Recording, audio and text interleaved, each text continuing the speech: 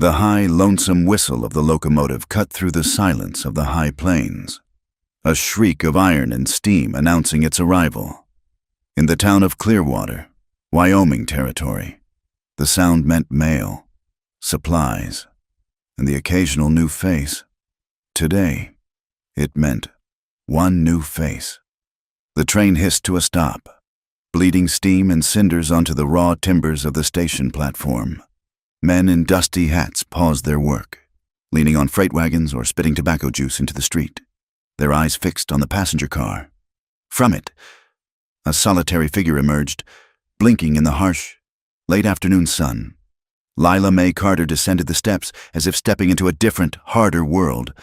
The wind immediately tugged at the dark brown wool of her traveling suit, a modest and well-worn garment that had been respectable in St. Louis, but looked thin and inadequate here. Her hat was pinned tightly, but stray wisps of brown hair escaped, clinging to her damp forehead. She was pale, her hands clenching the handle of a small, cracked reticule. Behind her, the conductor lowered her only possession, a single, battered trunk with leather straps that had seen too much weather. She stood frozen for a moment, her gaze sweeping over the town. It was not a town, not really. It was a single, wide street of raw lumber and false-fronted buildings, bracketed by a livery, a saloon, and a general store. Beyond the last structure, the world fell away into an endless expanse of brown grass and distant, purple-shadowed buttes. It was a land that did not welcome, but merely endured. Her anxiety was a living thing, tightening her throat. She searched the platform, her eyes desperate. She was looking for Mr. Jonathan Pike, the man who had paid her passage, the man whose letters, brief, practical, and devoid of affection, were tucked inside her boot. A man stepped forward, separating himself from the shadows of the station overhang. He was not what she had expected. Jonathan Pike was a man of substance, and he wore it like armor.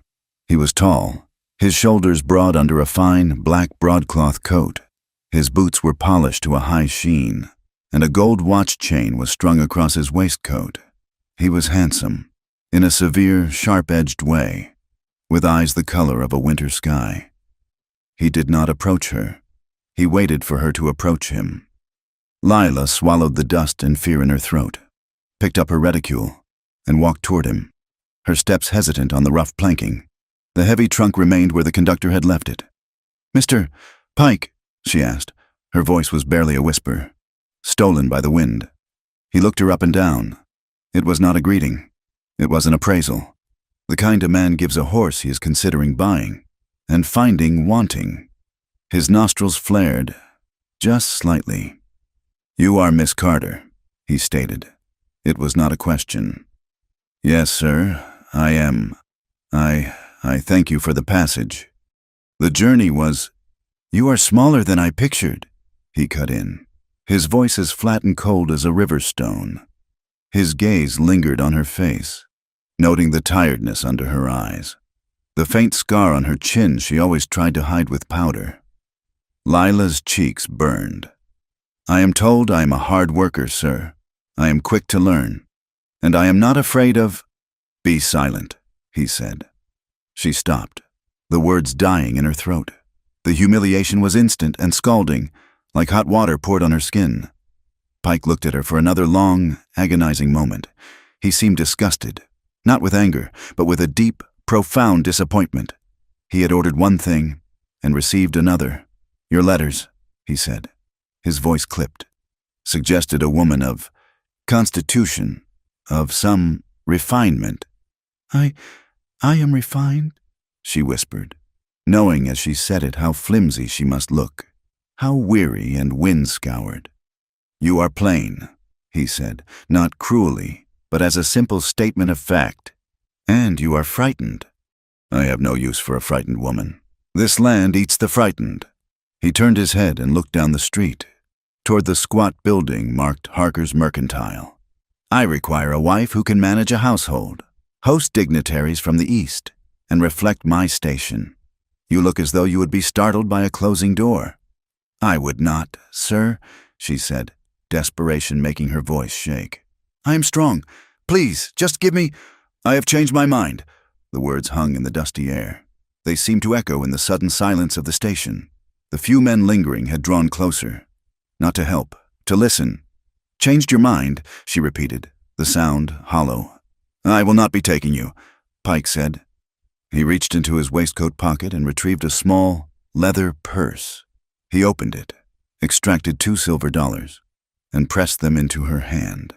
Her fingers were so cold. She barely felt the metal. "That is for your trouble," he said.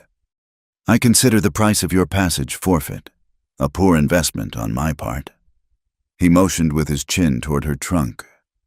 "Harker, at the Mercantile. Can hold your trunk until the next train passes through. It returns east on Friday. That is in 3 days. I suggest you be on it. This is no place for you." He turned, adjusting the lapels of his coat, and began to walk away. "But where will I stay?" she cried out. The sound ripped from her. "What am I to do for 3 days? I have nothing—" Jonathan Pike paused.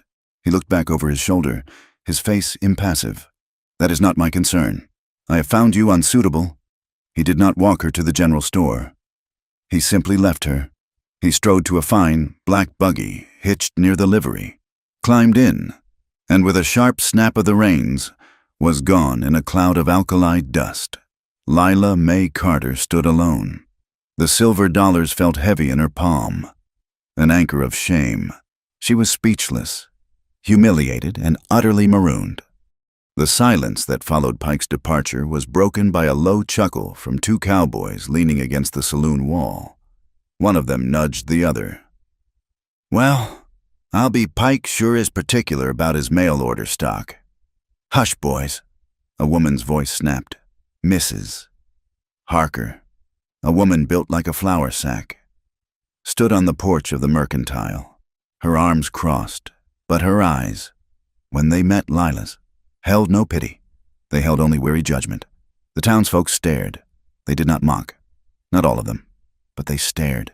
They stared at this new, broken piece of driftwood washed up on their shore. She was a curiosity, a scandal that had lasted less than 5 minutes. They looked, and then, one by one, they looked away.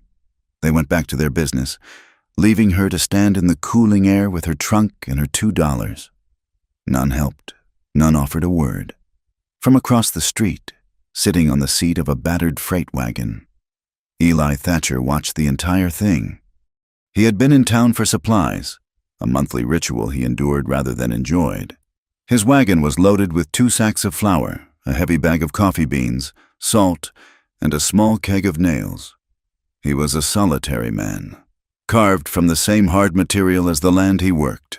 His face was weathered from the sun, his eyes quiet and watchful. He lived on a small homestead out on the edge of the flats, a place he'd built with his own hands, and he kept to himself. He knew Jonathan Pike. Everyone knew Pike. Pike owned the Circle P, the biggest ranch in the valley, and he ran it with the same cold efficiency he had just used to dismiss a human life. Eli had seen Pike's arrogance before, seen him ride roughshod over smaller homesteaders, divert water, and bend the law to his will. Eli watched the woman. She had not moved. She stood like a statue, her back rigid, her head bowed. The sun was beginning to dip, painting the clouds in violent strokes of orange and red, and the air was growing teeth. A prairie night came on fast and cold. He cursed under his breath. It was not his business. He had his own ghosts, his own reasons for seeking solitude. Bringing that woman home was bringing trouble. Pike would not like it. The town would talk, and Eli hated talk. He finished tying the canvas cover over his supplies, his movements deliberate. He climbed onto the wagon seat, took up the reins, and clicked his tongue.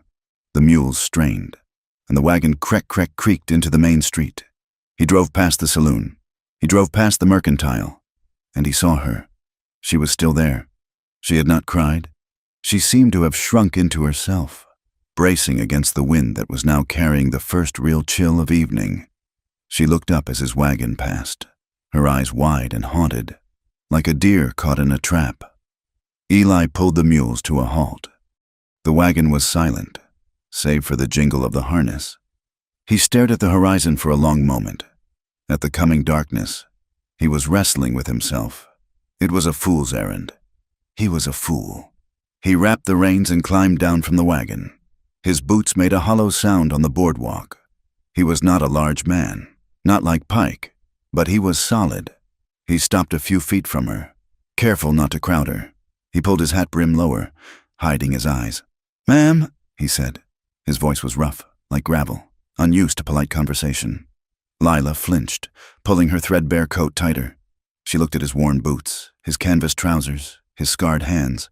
She expected another insult, another jeer. "Heard what he said," Eli continued, gesturing with his head toward the road Pike had taken. "Heard him tell you to be on the Friday train." Lila nodded, unable to speak. Her throat was locked tight with shame.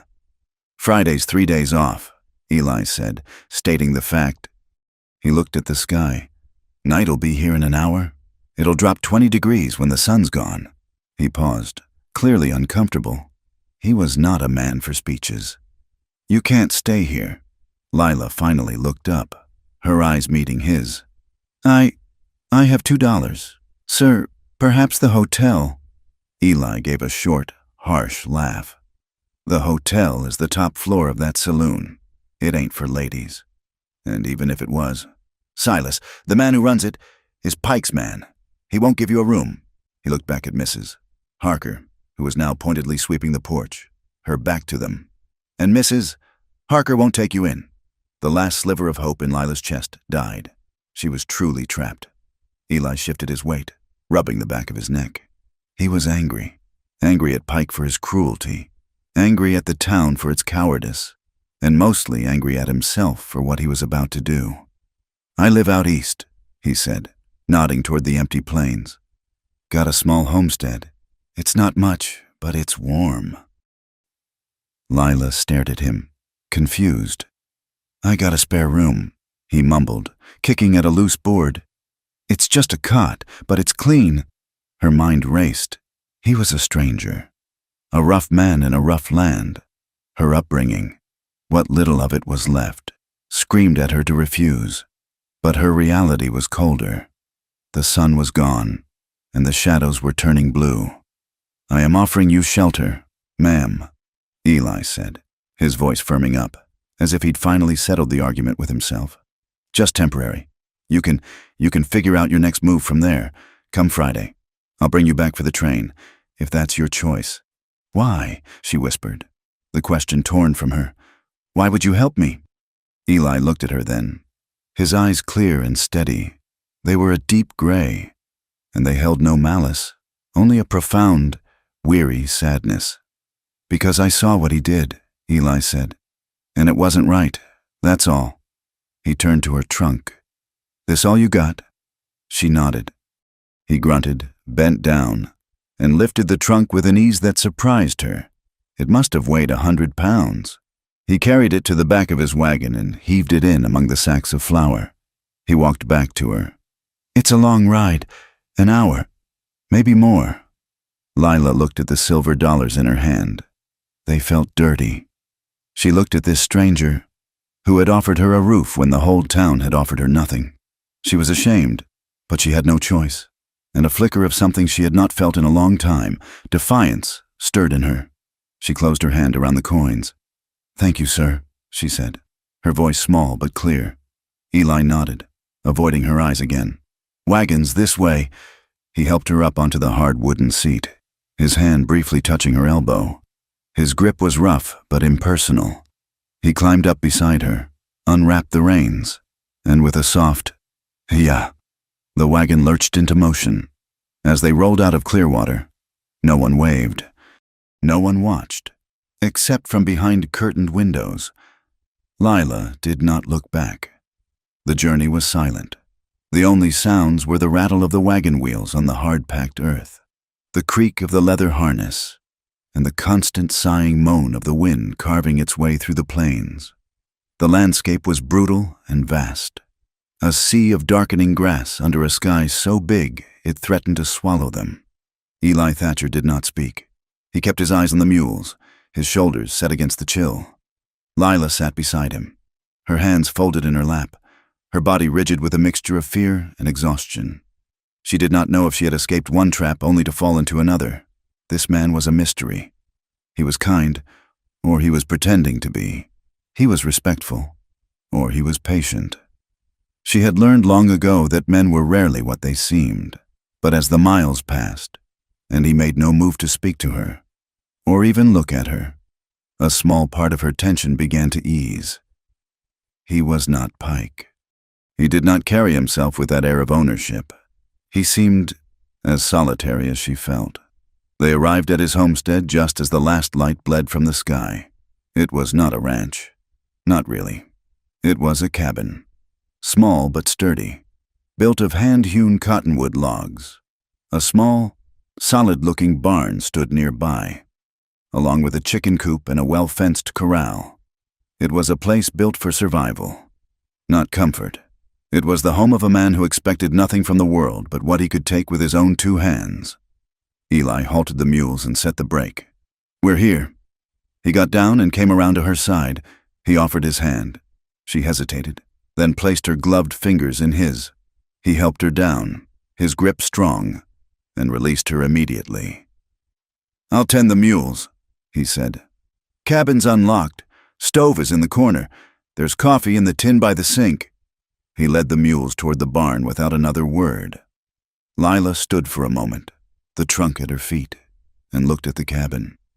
It was small, dark, and perched on the edge of nowhere. She was miles from any town, alone with a man she did not know. But the wind was sharp, and the smell of wood smoke from the chimney promised warmth. She took a breath, grabbed her reticule, and went inside. The interior was sparse but clean, a single room, divided by function. A cast-iron stove in one corner, a dry sink and shelves in another. A table with 2 chairs sat in the middle. In the far back was a simple bed, neatly made, against the opposite wall. A rifle rack held 2 long guns. The air smelled of wood smoke, old coffee, and leather. A narrow doorway led to a small, add-on room. She peered inside.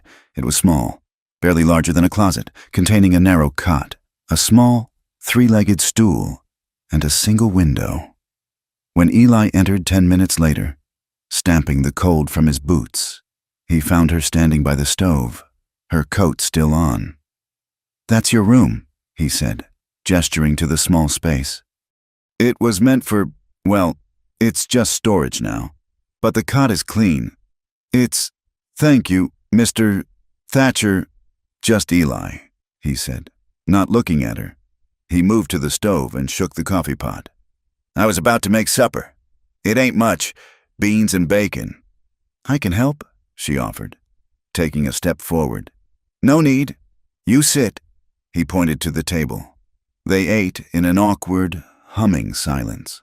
The beans were hot, the bacon salty, and the coffee black and bitter. Lila was so hungry. She ate every bite, though she felt his eyes on her when he thought she wasn't looking. The air was thick with unspoken questions, with the strangeness of their situation. When they were done, he took her plate. "The well is out back for water. Outhouse is north of the well. There's a bolt on the inside of your door. I suggest you use it." The implication hung in the air. Use it against the outside world, or against him? "Thank you, Eli," she said, her voice trembling slightly. You have been very kind," he grunted, turning to the sink. "Kindness ain't got much to do with it. Ma'am, just ain't right. What he did, get some rest." Lila retreated to the small room. She closed the door, and her fingers found the simple wooden bolt. She slid it into place. The sound was loud in the quiet cabin. She sat on the cot, which creaked under her weight. She was safe, for now, but she was still a prisoner.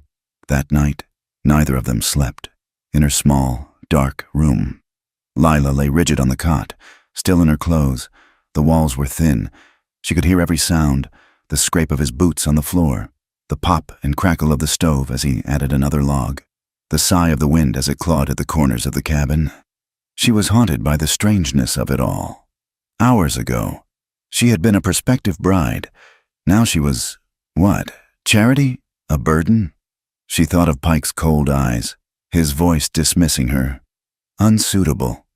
She pushed herself off the cot and went to her trunk, which Eli had brought in and left at the foot of her bed. She opened it. The smell of lavender and old paper rose from its contents. She pushed aside her few spare dresses, her brushes, and her sewing kit. From the false bottom, she retrieved a small, calfskin-bound book and a bundle of letters, tied with a faded blue ribbon. She took one letter from the bundle. It was stained with tears, the ink blurred in places. She did not read it. She knew the words by heart. She held it to her chest for a moment, her knuckles white. Then, carefully, she placed it and the book back in the trunk and secured the bottom. She did not cry. Her eyes were dry and hot. She went to the small window and pushed aside the rough-spun curtain. The sky was a spray of white, brilliant stars, more than she had ever seen. They looked cold and terribly far away. She pressed her forehead against the cool glass and whispered to the darkness, to the empty land, to herself. I'm not going back. In the main room, Eli sat at the table, the fire dying in the hearth. The cabin was still, but he was wide awake. He could feel her presence on the other side of that door, a small, terrified thing he had dragged into his quiet life. He thought of Pike, sleeping in his large, empty house. He thought of the town, turning a blind eye. He rose, went to a locked cabinet, and took out a bottle of whiskey and a single glass. He poured 2 fingers and sat down by the dying embers. He was drawn by curiosity, yes, but also by a deep, resonant guilt.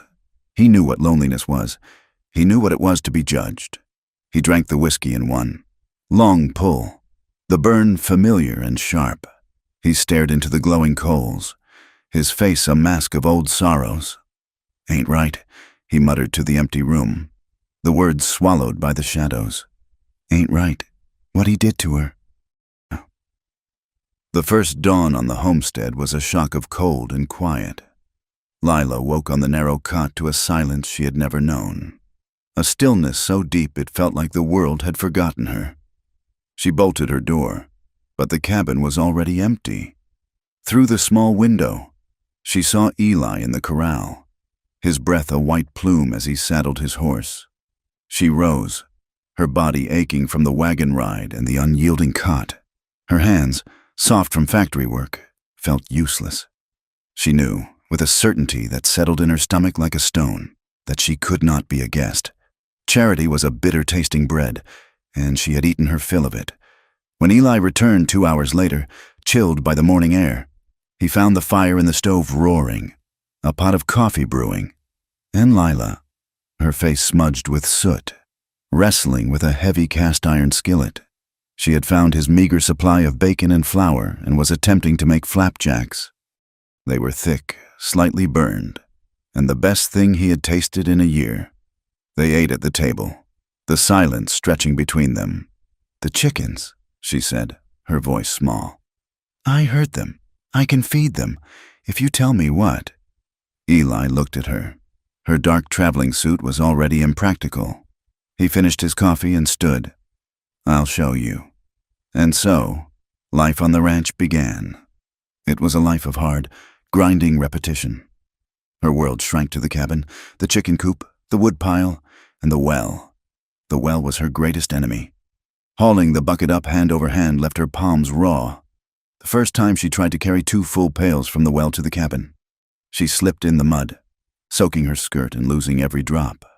She sat in the muck, her hands bleeding from the rope, and wept. Not from the pain, but from the humiliation of her own weakness. She did not cry for long. She went back to the well, drew another bucket, and carried it, one at a time, until the cabin's water barrel was full. Her hands blistered. The blisters broke, bled, and began to form calluses. She learned to scatter feed for the half-wild chickens, to find their hidden nests, to churn the cream from their one milk cow into a passable, pale butter. She scrubbed Eli's floor. She mended his worn shirts, her stitches small and neat, a skill from a different life. She cooked, and the food she made was simple but filling. Eli watched her, He was a man who had lived by himself for so long. The presence of another human was like a stone in his boot. He'd expected her to be fragile, to break, to wait by the window for the Friday train. He was surprised by her strength. It was not the strength of a mule, but the strength of wire. She was thin, but she did not bend. She worked from sunup until she could barely stand, and she never once complained. She was quiet, and he was quieter. They shared brief, silent meals. The cabin was too small for distance. He could smell the faint, clean scent of lye soap when she washed. She could hear him breathe in the night. They stole glances when the other was not looking. He would look up from his plate and find her staring at the fire, her face drawn and sad. She would look up from her mending and find him watching her, his gray eyes unreadable, before he would clear his throat and look away. One evening, as she was washing the dishes and he was oiling a piece of harness, the quiet felt different. It was less awkward, more settled. "You're quick with a needle," he said, his voice startling her. She paused, her hands in the warm, soapy water. "I worked in a textile factory in St. Louis." He nodded, waiting for more. "For 6 years," she offered, wiping her hands on an apron she had fashioned from a flour sack. "On the looms. It was loud." "Why'd you leave?" he asked, his voice low. Lila turned her back to him, pretending to scrub a pot. The real answer was a knot of shame in her throat.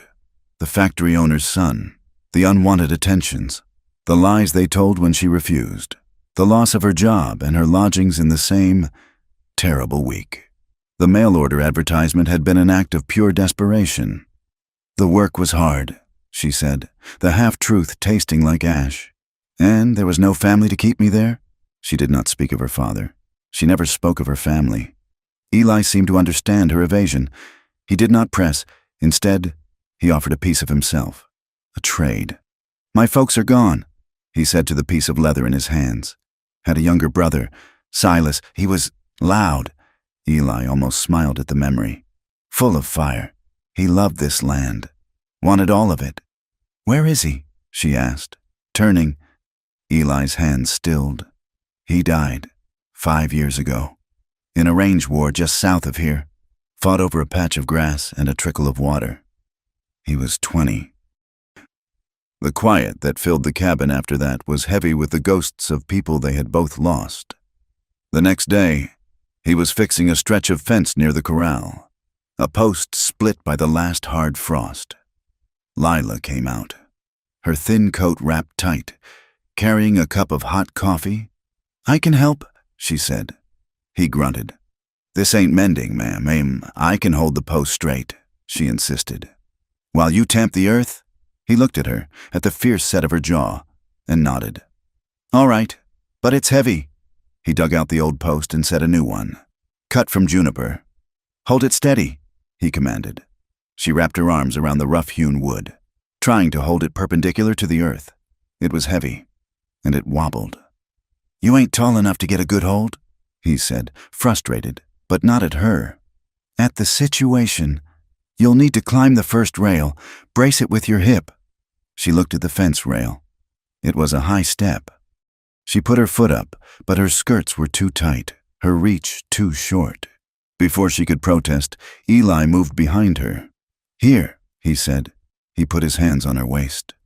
Lila froze. His hands were huge, rough, calloused, and hot. Even in the chill air, they spanned her waist, his thumbs pressing just below her ribs, his fingers splayed wide. It was not a gentle or romantic touch. It was a practical one. He lifted her as easily as he would a sack of grain, setting her on the bottom rail. But the moment his hands closed around her, a jolt went through them both, sharp and sudden as a spark from a flint. They both stopped breathing. He was behind her, his body close. She could feel the heat of his chest against her back. He could smell the soap in her hair. She was so small, so rigid. He could feel the fine tremor running through her. The wind whipped a strand of her hair across his face. He let go as if his hands had been burned. He stepped back, too quickly. Lila stumbled on the rail, clinging to the post. I have it," she whispered, her voice unsteady.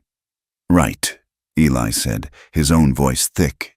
He grabbed the tamping rod and began to work, slamming the dirt into the hole with a violence that was unnecessary. Neither of them spoke of it, but the air between them had changed. It was no longer empty. It was filled with a new, dangerous awareness. A week later, the sky turned a sickening shade of green. Eli, who had been watching the horizon all afternoon, came in from the barn. "Storm's coming," he said, his voice flat. "A bad one. Make sure the shutters are latched tight." The wind hit the cabin an hour after sunset. It did not blow, it screamed. It was a living, malicious thing that threw itself against the small building, searching for a way in. Rain and hail hammered the roof like buckshot. The cabin, which had felt sturdy, now seemed like a tiny, fragile box in a vast, angry ocean. Eli sat at the table, cleaning his rifle, an oddly calming, repetitive motion. Lila sat on her cot, the door to her room wide open. In this weather, a closed door felt like a coffin. She was trying to read a worn copy of Pilgrim's Progress, but the words blurred. The thunder was not a rumble. It was a cannonade, a crack of celestial artillery that shook the very ground. With each flash of lightning, the small room was lit in a stark, terrifying white, followed by an immediate, oppressive darkness. Lila was pale, her hands clenched in her lap, but she said nothing. Sometime after midnight, the storm found its peak.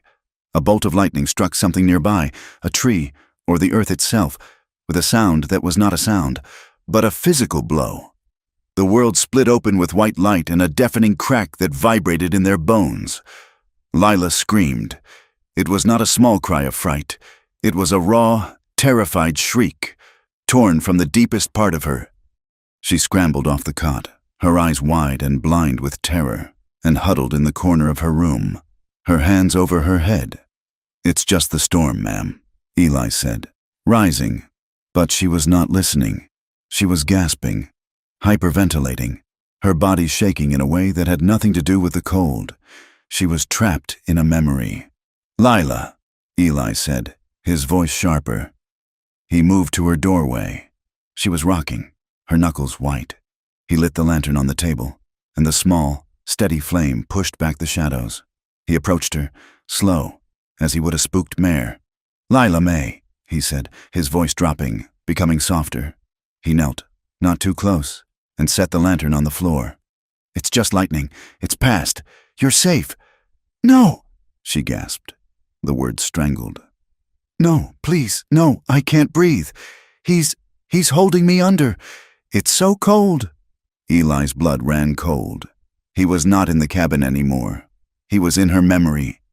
"There's no one here," he said, his voice a low, steady rumble. "It's just me, Eli. There's no water. You're on the floor. You're dry. You're in Wyoming. You are safe." He repeated it, over and over, his voice a lifeline in the dark. Slowly, the terrible, frantic rhythm of her breathing began to slow. Her eyes focused, first on the lantern, then on his face. She looked at him, confused, and then the confusion gave way to a wave of crushing, terrible shame. She had exposed herself. She collapsed into sobs, not loud, but a racking, agonizing weeping that shook her whole body. "I'm sorry," she choked, hiding her face in her hands. "I'm so sorry. I didn't mean—" "Don't," he said. He sat back on his heels, giving her space, but he did not leave. He waited, when she could finally speak. The words came out broken. "A man, in St. Louis, before the factory, he tried to, he said I was his, he held me under the water, in the river, he said he would wash me clean." She was not looking at him. She was looking at the floorboards, at the past. "I got away, but I feel like I never did." She was shaking again. "I feel dirty, all the time. I feel used up." The last words were almost inaudible, a confession of her deepest, most guarded secret. Eli Thatcher was a simple man. He knew the land. He knew horses, and he knew his own grief. He did not know what to say to this, but he knew what was right. He was quiet for a long time. The only sound was the howl of the wind and her ragged breathing. "No man has the right to say that about you," he said finally, his voice rough with an anger that was not directed at her. No man has the right to put his hands on you in anger, and no man, no matter what he did, has the right to make you feel dirty. That ain't on you, Lila. That's on him. She looked up at him, her eyes wide, tears tracking through the soot on her face. No one had ever said that to her. No one had ever taken her side. Without thinking, she reached out, her hand finding his. Her fingers were ice cold. His hand was rough and hot. It was a drowning woman's grip. He froze. He did not pull away. He did not grip her hand back. He simply let her hold on, his hand a solid, warm anchor in the storm. The air in the cabin grew thick, charged with something more than just the lightning. It was the touch of two lonely, broken people. He could feel her pulse, frantic and small, against his palm. He looked at her mouth, parted, her face stained with tears. She felt it, too. The shift, the heat, the possibility, and it terrified her. Lila snatched her hand back as if she'd touched a hot stove. She pulled her knees to her chest, hiding herself again. I'm sorry. I'm tired. Eli stood, his own hand tingling. Yeah, get some rest. He picked up the lantern and walked back to the table. He did not go to bed. He sat there until the storm passed and the first gray light of dawn appeared. And she sat on her cot, her back against the wall, until the same light told her it was safe to move. A few days later, the Friday train came and went. Lila did not go back to town. Eli did not mention it, but he had to go. Supplies were low, and the storm had loosened some shingles. He needed roofing nails. He rode into Clearwater alone. The town was the same, but Eli was different. He felt proprietary. He felt angry. He was in Harker's Mercantile, his purchases being wrapped. When Jonathan Pike walked in, Pike looked at Eli, his eyes cold. He didn't just own the valley. He owned the air in it. Thatcher, Pike said, a dismissal in the single word. He turned to Mr. Harker. I need a case of your best brandy. Afternoon. Pike, Eli said, his voice flat. Pike turned, surprised Eli had spoken. I hear, Pike said, his voice loud enough for the other two customers to hear, that you've taken in my refuse. Eli's hand, which was in his pocket, closed into a fist. I don't know what you're talking about. The mail order, Pike said, smiling a thin, cruel smile. The one I sent back. I hear she's squatting on your homestead. Must be desperate for company. Thatcher, to take in a woman like that. What kind of woman is that? Pike, Eli asked, his voice dangerously low. A whore, Pike said, spitting the word. A con artist. Wrote me letters pretending to be a lady. When I saw her, I knew the truth. She's a common, used-up whore who thought she could trick me into a marriage. The lie was so blatant, so cruel, it sucked the air from the room. You'd know, Eli said, stepping forward. She's probably charging you for her keep. Pike sneered. Eli hit him. It was not a long, drawn-out fight. It was a single, brutal punch. Eli's fist, hardened by years of tamping posts and hauling rock, connected with Pike's jaw with a sound like a dry branch snapping. Pike went down, crashing into a barrel of crackers. The store was silent. Pike lay on the floor, stunned, his mouth bleeding. Eli stood over him, breathing hard. You ever speak her name again, Eli said, and I'll finish what I started. You stay away from her. You stay away from me. He threw his money on the counter, grabbed his package, and walked out. He rode home, the fury still burning in him. By the time he reached the homestead, his anger had cooled into a hard, cold dread. He had just punched the most powerful man in the valley. He found Lila scattering chicken feed. She smiled when she saw him, a small, hesitant smile that was still new. Don't go into town, he said, swinging down from his horse. His voice was harsh. Her smile vanished. What? Why? Just don't go. Not alone. Not at all. If you can help it. What happened? Eli? You're bleeding. She pointed to his knuckles, which were split and raw. I had a disagreement with Pike. About me, she whispered, her face going pale. She knew, of course she knew. What did he say? What are they saying? It doesn't matter. It does, she cried, her voice rising. It's my shame. Eli, not yours. You don't have to fight for me. He called you... Eli stopped. He couldn't repeat the word. A whore? She finished for him, her voice flat. Dead. Or a harlot, or just used goods.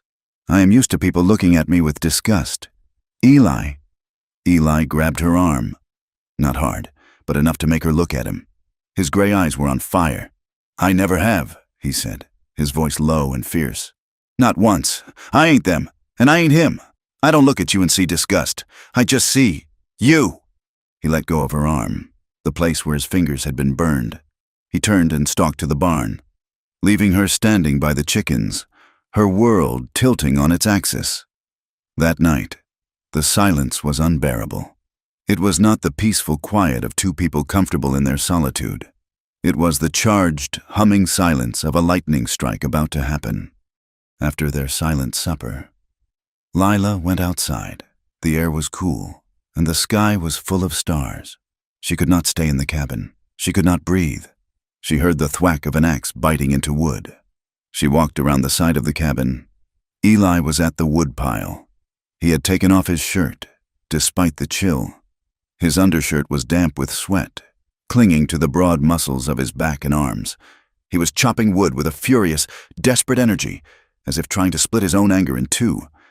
He would raise the axe, the muscles in his back tensing, his arms taut. He would hold it there for a moment, a perfect silhouette against the deepening twilight, and then bring it down with a grunt, the wood exploding. Lila watched him. She watched the sweat glisten on his arms in the faint light from the cabin window. She watched the power in his shoulders, the way he moved, the coiled energy. This was the man who had hit Jonathan Pike for her. This was the man who had told her she was not dirty. This was the man who had seen her at her lowest and had not turned away. He felt her gaze. He stopped, the axe buried in the chopping block. He didn't turn around. Not at first. He just stood, breathing hard, the steam rising from his shoulders. Then, slowly, he turned. He saw her standing in the shadows, a pale figure against the dark. Her hair was down, loose around her shoulders. He caught her gaze, and she did not look away. The silence of the high prairie rushed in. There was no wind. The only sounds were his breathing and the frantic, sudden hammering of her heart. It was a moment stretched impossibly thin. It was pure silence. It was pure heat. He took a half-step toward her. Lila flinched and pulled her shawl tighter. She turned and fled back into the cabin, into the safety of her small room. She slid the bolt. Eli stood for a long time by the wood pile. He raised the axe and brought it down, again and again, long after the wood was split, until he was exhausted and the night was fully dark. That night, they slept in their separate rooms. The bolt was shot on her door. His rifle was on the wall. Neither of them slept soundly. Neither of them slept at all. They lay awake, haunted, listening to the quiet breathing of the person on the other side of the thin, wooden wall. The silence in the cabin had become a heavy, suffocating thing. It had been days since Eli had hit Pike, days since he had stood in the starlight and watched Lila watch him, and the air between them was so thick with unspoken words it was a wonder they could breathe. They moved around each other like ghosts, polite, distant, and trapped. Lila could not bear it. She was a burden. She ate his food, slept under his roof, and in return, she had brought him nothing but trouble, a fight with the most powerful man in the valley, and a new, tense awkwardness. She had to do something. She had to earn her keep, or she would waste away, not from hunger, but from the slow erosion of her own worth. She had a skill. It was a simple, domestic skill, but it was hers. She knew how to bake. She waited until Eli rode out early one morning, his rifle in its scabbard, to check his traps on the far side of the ridge. He would be gone. He'd said, until well after noon. The moment his horse was a speck on the horizon, she went to work. She took inventory. His flour bin was low, the sugar nearly gone, but there was a large sack of dried apples, a few tins of peaches, cinnamon, and, blessedly, a large tub of lard. It was enough. She worked with a frantic energy. She built up the fire, hauled the water, and mixed the dough. Her hands, now calloused and strong, worked the pastry. The cabin filled, for the first time, with a scent that was not of wood smoke or coffee, but of home, of cinnamon and apples and warm, baking bread. She felt a flicker of pride, a sensation so foreign it almost made her weep. By mid-morning, 6 perfect golden brown pies sat cooling on the table. 4 apple, 2 peach. They were beautiful. She knew what he had said. Don't go into town, not alone. His warning had been born of fury, and she knew, of fear. But the alternative, this slow, silent dependence, was a different kind of prison. She would not be hidden. She would not be ashamed. She loaded the pies into a wooden crate. She found a piece of charcoal and a scrap of board and wrote, in neat, careful letters, "Fresh pies, 10 cents." She harnessed the mules to the wagon, a task that took her 3 tries, and her hands were shaking. But she did it. She drove the wagon toward Clearwater, her back straight, her heart a cold, hard knot in her chest. The town was quiet. It was that lull in the middle of the day. She hitched the mules outside Harker's Mercantile, the very spot where Pike had abandoned her. The irony was not lost on her. She lowered the tailgate, set out her pies, and placed her sign, Mrs. Harker came out onto the porch, saw her, sniffed, and went back inside. Lila stood by the wagon. She felt the stares. Men paused on their way to the saloon. Women on the boardwalk crossed the street to avoid her. She was the outcast, Pike's leavings, Thatcher's whore. Then 2 men sauntered over. They were not from the town. They wore the colors of the Circle P. Pike's ranch. They were the same 2 who had been on the platform that first day. "Well, looky here, Jeb," the taller one said, a lazy drawl to his voice. He had a mean, thin mouth. "It's the mail-order bride, back in business." "Pies," the one called Jeb said, reading the sign with exaggerated difficulty. 10 cents. He looked at Lila, his eyes traveling over her body in a way that made her skin crawl. "Seems mighty cheap. What else you sellin'? Girly?" Lila's hands clenched. "The pies are 10 cents. Sir, if you don't want one, please move along." "Oh, she's feisty," the tall one chuckled. He reached out and snagged a piece of crust from one of the apple pies. "Stale." "That's for paying customers," Lila said, her voice shaking. Jeb leaned in close, his breath a foul wave of tobacco and whiskey. "I ain't talking about the pie. Pike said you was used goods. Maybe we'd like a sample of what Thatcher's been enjoying." He reached out, his hand closing around her wrist. Lila gasped, pulling back, but his grip was like an iron band. "Let go of me. That's enough. Jeb." The voice was a woman's, sharp and strong as an axe handle. A woman in a faded, gray calico dress stepped off the boardwalk. She was stout, plain-faced, with kind eyes that were currently full of fire. She carried a basket full of eggs. Jeb did not release Lila, but he looked at the woman. "Mind your own, Agnes. This ain't your concern." "This young woman is trying to conduct business," Agnes said, planting herself between the cowboy and Lila. "You are harassing her. Now, you can either buy a pie or you can explain to Sheriff Brody why I'm about to scream my head off. Your choice." The tall one laughed. "You ain't got the sand. Old woman." "Try me," Agnes said, her hand tightening on her basket. "I've put down rabid dogs before. You 2 are just noisier." Jeb looked from Agnes to the sheriff's office, where the curtain had twitched. He sneered, but he let go of Lila's wrist. He pushed her, not hard, but enough to make her stumble back.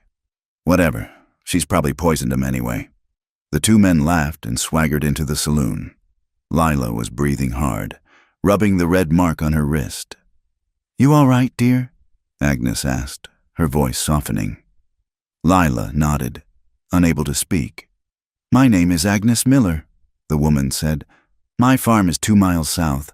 I saw what Pike did to you that day. What those men did now. It ain't right. She looked at the pies. Those look fine. I'll take 2 of the apple. My boy loves apple. She paid Lila 20 cents. Hard coin. You have grit, child. Don't let these coyotes chase you off. Agnes had just turned to leave when a horse thundered down the street, kicking up a cloud of dust. It was Eli, on his bay stallion. He had seen the wagon gone. Must have ridden straight in. He was not wearing a hat, and his face was a mask of pure, cold fury. He pulled the horse up so hard it reared slightly. He was off before its hooves touched the ground. He didn't look at Agnes, didn't look at the men in the saloon. He looked at Lila.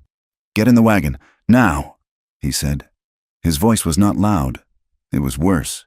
It was quiet and full of something lethal. Lila flinched.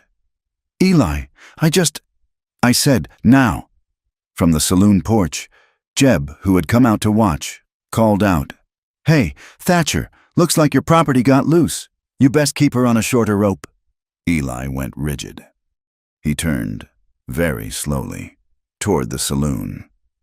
Eli, no, Lila whispered. Hey, Thatcher, Jeb called again. Bolder. She charging you, or you getting a family discount? Eli started walking toward him. Eli, please, let's just go home, Lila pleaded, grabbing his arm. He shook her off, not gently. He stepped onto the porch. You say her name again. Jeb, bolstered by his friend, stood up. He was taller than Eli, but softer. What's the matter? Farmer? Can't handle a little truth? He shoved Eli in the chest. It was the wrong thing to do. It was. Lila saw. The very thing Eli had been running from. Eli didn't punch him. He moved, a blur of motion, grabbing the front of Jeb's shirt and slamming him back against the saloon wall. The wood cracked. I'm trying to live quiet, Eli roared, his face inches from the man's. The other cowboy, the tall one, lunged. He swung a fist, aiming for Eli's head. Eli turned, letting Jeb go, and the man's fist glanced off his cheek, a sharp, scraping blow. Eli ignored it. He hit the tall man once, in the gut, a short, brutal punch. The man folded, gasping. Jeb, free, scrambled for the door. Eli stood on the porch, his chest heaving. The entire street had gone silent. He was breathing like a winded bull, his eyes wild. He looked at the man on the ground. He looked at his own fist, and a terrible, sick look of self-loathing washed over his face. He turned, jumped off the porch, and stalked to the wagon. He didn't look at Lila. He just grabbed her by the arm and lifted her onto the seat. He unhitched his horse, tied it to the back, and took the reins. The wagon lurched forward, leaving 4 pies, the crate, and the handwritten sign in the dust. The ride back was a silent torment. The rattle of the wagon wheels was the only sound. Eli's back was a rigid wall of anger. His knuckles were white on the reins. When they reached the homestead, he jumped down and began unhitching the mules, his movements violent and jerky. Lila, shaking with a mixture of fear and her own rising anger, climbed down. You had no right, she cried, her voice tearing. Eli turned on her. No right.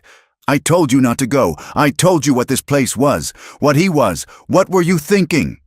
I was thinking I am not your prisoner, she threw back at him. All her fear, all her shame, turning to heat. I was thinking I will not be a burden, hiding in a room while you protect me. I am tired of being protected. I am tired of being hidden away like I am something to be ashamed of. This ain't about shame, he roared, slamming his hand against the side of the wagon. The mules shied. This is about you being alive. Do you know what they were saying in town? What they've been saying ever since Pike spread his poison. Do you think that was a game? They were just words. Words, he laughed, a harsh, broken sound. He advanced on her, and for a second, she thought he might hit her. He stopped, his face contorted. Words are just the start. Words are what get people killed. He kicked the wagon wheel, a single, violent act. And then he broke. He sagged against the wagon, his head dropping. It was words, he whispered, his voice cracking. Just Just words. About a fence line. About a stolen calf. Lila stopped, her anger vanishing, replaced by a cold dread. Eli was not looking at her. He was looking at the past. My brother, Silas, he was young, hot-headed, but I was worse. I was the one with the temper. This neighbor of ours, Mr. Harding, he said Silas was a thief, and I couldn't let it go. I went for him. I told him I'd kill him. He was shaking, not with anger, with grief. We met on the road. Harding had his sons. I had my rifle. Silas came with me to talk me down. Harding said the words again, called my brother a thief. And I snapped. I went for my gun. I was going to shoot him, right there. He paused, swallowing hard. But Silas, my little brother, he stepped in front of me. He was trying to stop me, not Harding, me. He was saying my name. The wind sighed through the eaves of the cabin. Harding thought Silas was going for a gun. He shot Silas. Eli's voice was dead. He died right there, in the dust. My fault, because of my temper, because I couldn't let a few damned words go. He finally looked at her, his eyes hollowed out by a sorrow so deep she could not fathom it. I came here to be quiet. I came here so there would be no one to fight, no one left for me to hurt. I am trying to live quiet. Lila, I am trying so hard. And you walk right back into the town I ran from, and you make me remember the man I am. They stood in the harsh afternoon light, the silence between them now filled with his truth. He had not just saved her. They were saving each other. She looked at him, really looked at him. The fire was gone, leaving only the ashes, and she saw the cut on his cheek from the tall man's blow, a thin, red line, beaded with blood, already gathering dust. Eli, she said, her voice soft. He didn't move. She took his hand. It was limp, cold. She led him into the cabin, like a child. He sat at the table, his shoulders slumped. The kettle she had used for her baking was still on the stove, water still in the reservoir. She stoked the fire, just enough to warm it. She tore a strip from one of her clean petticoats, a sacrifice, and dipped it in the warm water. She stood in front of him. He was staring at the table, at the grain of the wood. Look at me, she said. He slowly raised his head. His eyes met hers. They were full of shame. She gently, so gently, dabbed at the cut on his cheek. He flinched, not from pain, but from the touch. It's all right, she whispered. He reached up, his rough, calloused hand covering hers, pressing the warm, wet cloth to his own face. He closed his eyes. He was trembling. He held her hand there, against his skin, not letting go. The cabin was silent, but it was a new silence. It was magnetic. She could feel the heat from his skin, the tremor in his fingers. She was standing between his knees, his hand holding hers to his face. He smelled of sweat and dust and a deep, masculine sorrow. She leaned down. He opened his eyes. He saw her coming. He pulled back, just an inch, his voice a broken rasp. Lila, no, don't, I'm not, I ain't a good man. You are, she whispered. She leaned closer, her lips almost brushing his. I want to feel clean, she said. The confession ripped from her own soul. I want to feel wanted. She kissed him. It was soft. It was the brushing of lips. A question. It was gentle. And it was emotionally charged with everything they had not said for weeks. He tasted of salt. He froze. He was a statue, a man braced for a blow. She started to pull back, shame washing over her. Then his hand left hers. It moved to her waist, and he kissed her back. It was not a gentle kiss. It was a kiss of starvation. It was a kiss of a man drowning. And she was his first breath of air. His other hand came up, tangling in her hair, holding her head as if she might escape. He pulled her closer, his lips desperate, and she met his hunger with her own. It was a kiss of shared grief, of raw loneliness, of a desperate human need. In the corner, the kettle, forgotten, began to whistle. It started as a low hiss, then rose to a high, thin, piercing shriek. The sound shattered the moment. They sprang apart. breathing hard. Lila's face was flushed, her lips swollen. Eli stared at her, his eyes wide, a mixture of terror and want. The kettle screamed. Lila lunged for it, grabbing it with the rag, her hands fumbling. She poured 2 cups of water she didn't want. They did not speak, not a word. They ate a cold supper of leftover beans. The air was electric. They avoided each other's eyes. When the time came, Lila stood. "Good night, Eli." "Night, Lila," he mumbled to his plate. She went to her room. She closed the door. She put her hand on the wooden bolt. She heard him rise, heard the scrape of his chair. She heard him walk toward his own bed. She took her hand off the bolt. She left the door open, just a crack, a sliver. But it was open. She lay on her cot, her heart hammering so hard it shook the frame. She heard him pace. 1 set of footsteps, then a pause. Then he walked back. She heard him stop, right outside her door. She held her breath. She could feel him there. Eli stood in the darkness, staring at the open door. He could see the dark shape of her on the cot. He could smell the cinnamon from the pies still lingering in the air.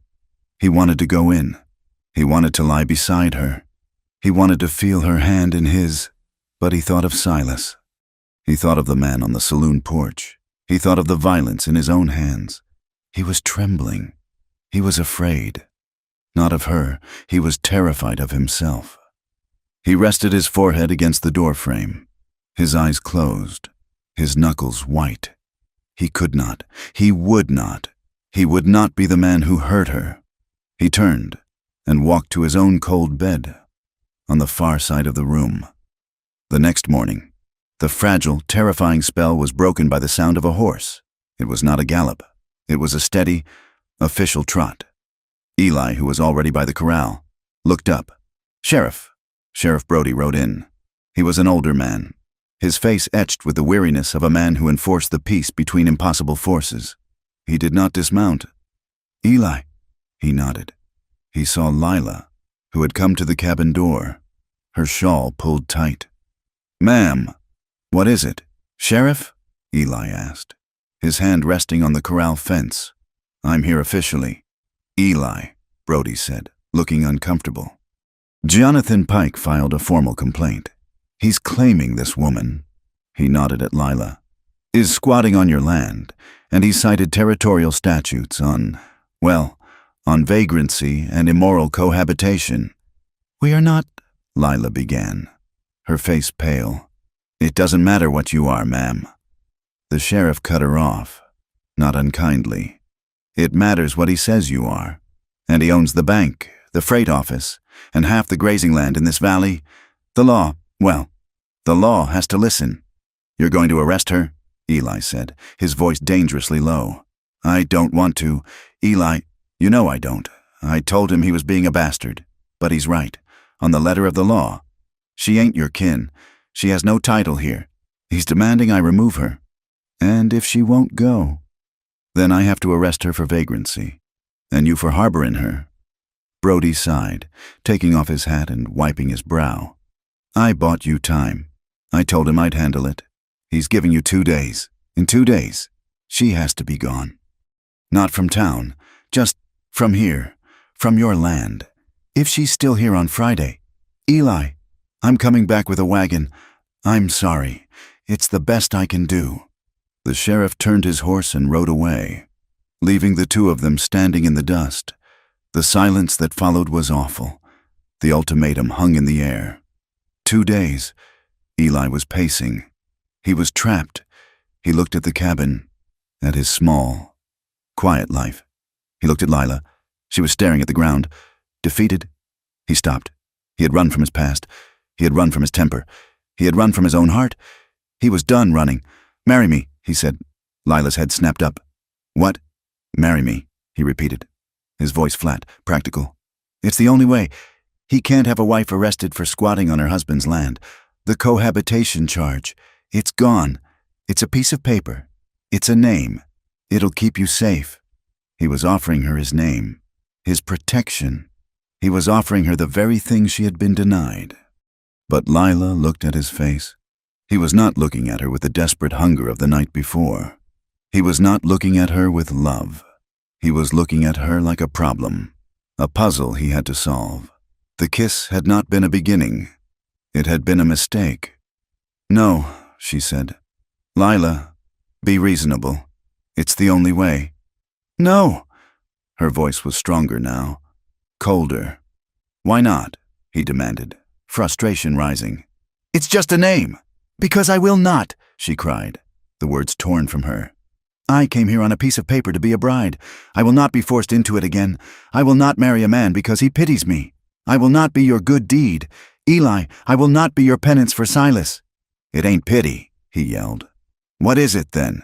she shot back, her eyes blazing with unshed tears. "Is it love? Was that love? Last night, when you stood outside my door and walked away? No, it's guilt. It's responsibility. And I will not build a life on your guilt. I have enough of my own." She turned her back on him, her shoulders rigid. "The sheriff gave me 2 days. I don't need them. I'll be gone by morning." She walked into the cabin. She walked into her small room. Eli stood, helpless, in the yard. He heard the sound of her door closing, and then he heard the solid, final, heartbreaking thud of the wooden bolt sliding into place. Eli did not sleep. He sat at the table in the dark, the bottle of whiskey in front of him, untouched. He stared at the closed, bolted door of her room. The thud of that bolt sliding into place had been louder than a gunshot. It was the sound of an ending. He had been a fool. He had seen the legal trap laid by Pike and had tried to meet it with a legal solution. A piece of paper. A name. He had offered her a contract. Just as Pike had. He had offered her everything except the one thing she needed to hear. He had not offered her his heart. He had stood outside her door, trembling with a desire and fear so profound he couldn't name it, and he had walked away. He had proven her right. He was just another man who would leave her, if not by horse, then by an emotional retreat. He sat until the first, sick, gray light of dawn seeped through the cracks in the shutters. He heard a rustle, a small cough, then the sound that made his stomach clench, the shing of the wooden bolt being drawn back. He stood, his legs stiff. The door opened. Lila Mae Carter stood in the doorway, dressed in the same dark brown traveling suit she had arrived in. Her face was pale, her eyes swollen and red, but her jaw was set. She had washed her face, but there was no hiding the night she had spent. Beside her, by the cabin door, sat her battered trunk. She was packed and ready. "Lila," he said. His voice was a raw croak. "The sun is rising," she said, her voice flat, devoid of all the warmth he had come to know. She would not look at him. "I'll be off your land before the sheriff is at his desk. You won't have any more trouble from me." She reached for the handle of the trunk. "Where will you go?" he asked, his voice sharp. "That is not your concern. I'll walk to town. I'll find Agnes. I'll work for her, or I'll catch the next train. I don't care, but I am not your responsibility." He stepped in front of the door, blocking her path. "The hell you're not." She finally looked at him, her eyes flashing with a cold, spent anger. "Move, Eli, please. Don't make this harder than it is. You are free. Pike wins. It's over. No, Eli, I will not be your burden. I will not be your charity case." "Was that what last night was?" he demanded, his voice rising, the hurt breaking through. "Was that charity? When I told you about Silas, that kiss, was that pity?" No," she whispered, her resolve cracking. "And my offer," he said, stepping closer. "The one I was a damn fool to make. It wasn't pity, Lila. It was practical. It was stupid. It was me, being a coward, offering you a piece of paper when I should have been offering you me." He was standing in front of her now, the trunk at their feet. He was so close she could feel the heat rolling off him, the exhaustion, the desperation. "Don't go," he said. "You gave me no reason to stay," she whispered, a tear escaping, tracking down her pale cheek. "You gave me a contract, a business arrangement. Then I'm giving you a reason now. He was pleading. He, who had not pleaded for anything in 5 years. Forget the sheriff. Forget Pike. Forget the marriage. Just stay. Stay here. Why? She cried, the word tearing out of her. Why, Eli? So you can fight my battles until you hate me for it? So you can look at me every day and be reminded of the man you're trying not to be? Why? Because, he said, his voice dropping, his own eyes burning. Because if you walk out that door, this place, it's just a cabin again. It's just dirt and wood. It's not a home. It goes back to being empty. And I don't want to be alone anymore. Lila, it ain't about obligation. I'm asking you to stay because I don't want to lose you. The words struck her with the force of a physical blow. She sagged, the rigid posture that had held her together dissolving. The tears came, not the silent, sorrowful weeping of the night before, but a storm of grief and fear and a desperate, fragile hope. She wept into her hands. I want to stay. I've never wanted anything more. Then stay.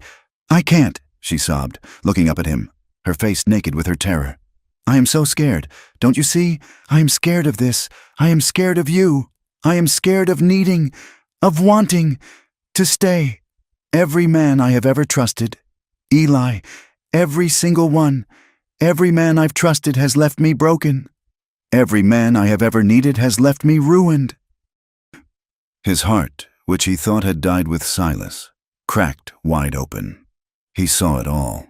Her past, her present, the terror. He reached out, slowly, and took her hand. Her fingers were ice cold. He wrapped his rough, warm hands around hers. He held her. Then I'll be the first to stay, he said. The words were a vow, spoken soft and low, in the gray light of dawn. She looked at him, her breath catching. She searched his face, his steady gray eyes, and saw no lie. She saw no pity.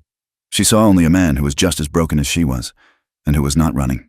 He leaned in, his gaze dropping to her mouth, then rising to her eyes, asking a silent question. She gave a small, trembling nod. The kiss was not like the one in the kitchen, born of heat and desperation.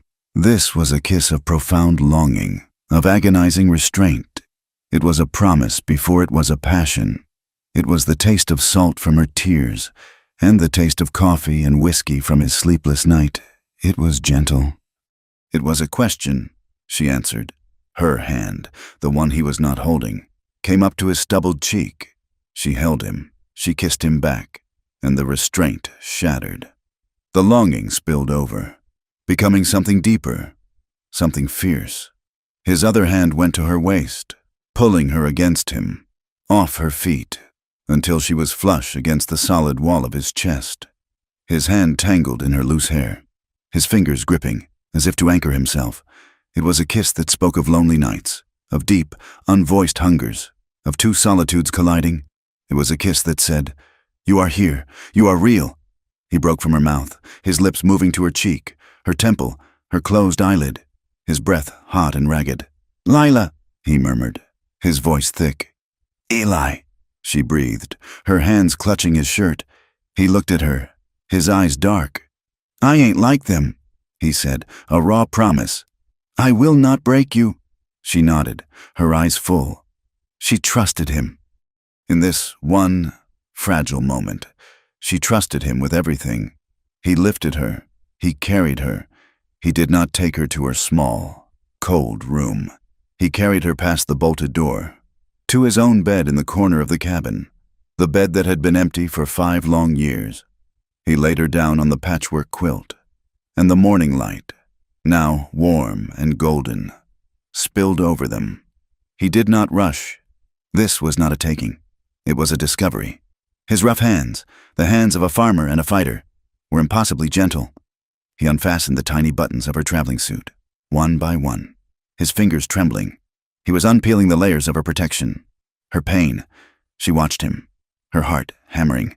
When he was done, she reached for him, her own unsteady fingers working the buttons of his shirt.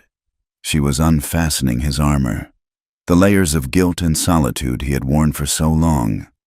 They made love for the first time as the sun climbed the sky. It was not a fire. It was not the storm. It was a slow, tender unfolding.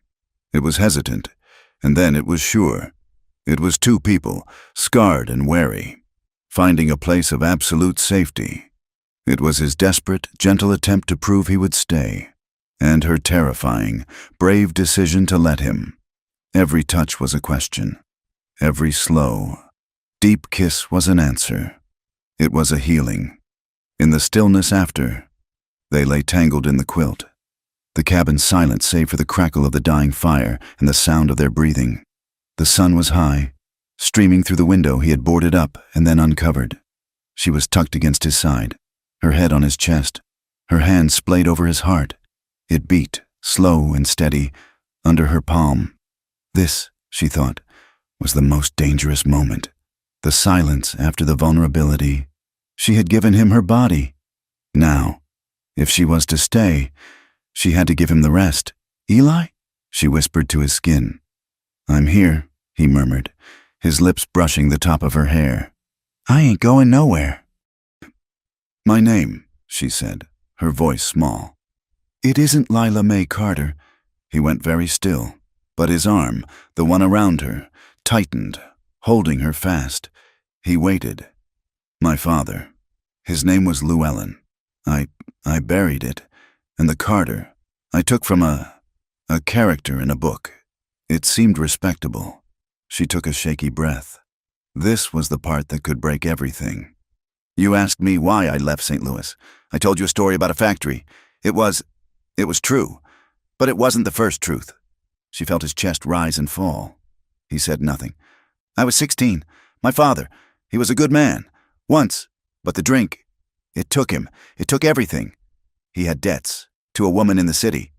She was staring at the log beams of the ceiling, her voice hollow, reciting a story she had tried to burn. "He told me I was going to work for her. He said she was a seamstress. He left me on her doorstep. He took her money, and he sold me." Eli's entire body went rigid.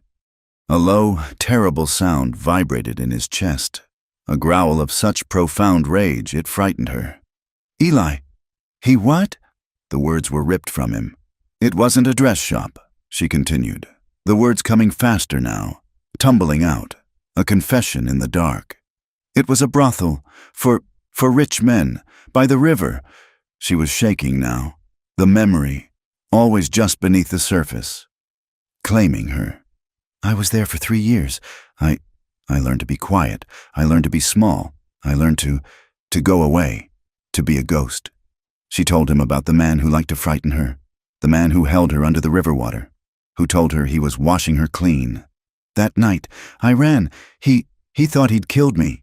But I ran. I just ran. I didn't stop for 2 days. I stole some clothes.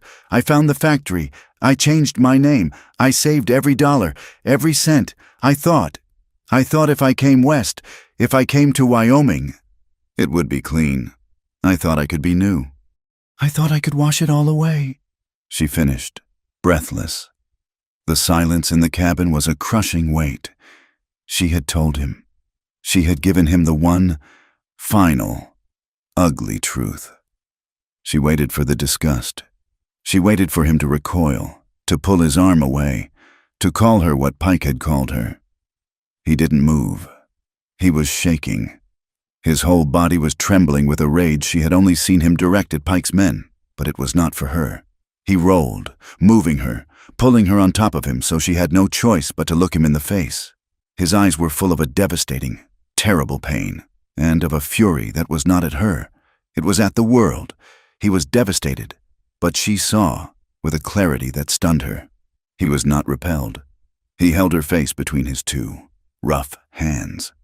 "You ain't what they made you," he said, his voice raw, thick with emotion. "Eli, I'm so—" "No, you listen to me." His thumbs wiped the tears from her cheeks. "You are not what your father sold. You are not what those men, what they used. You are the woman who survived.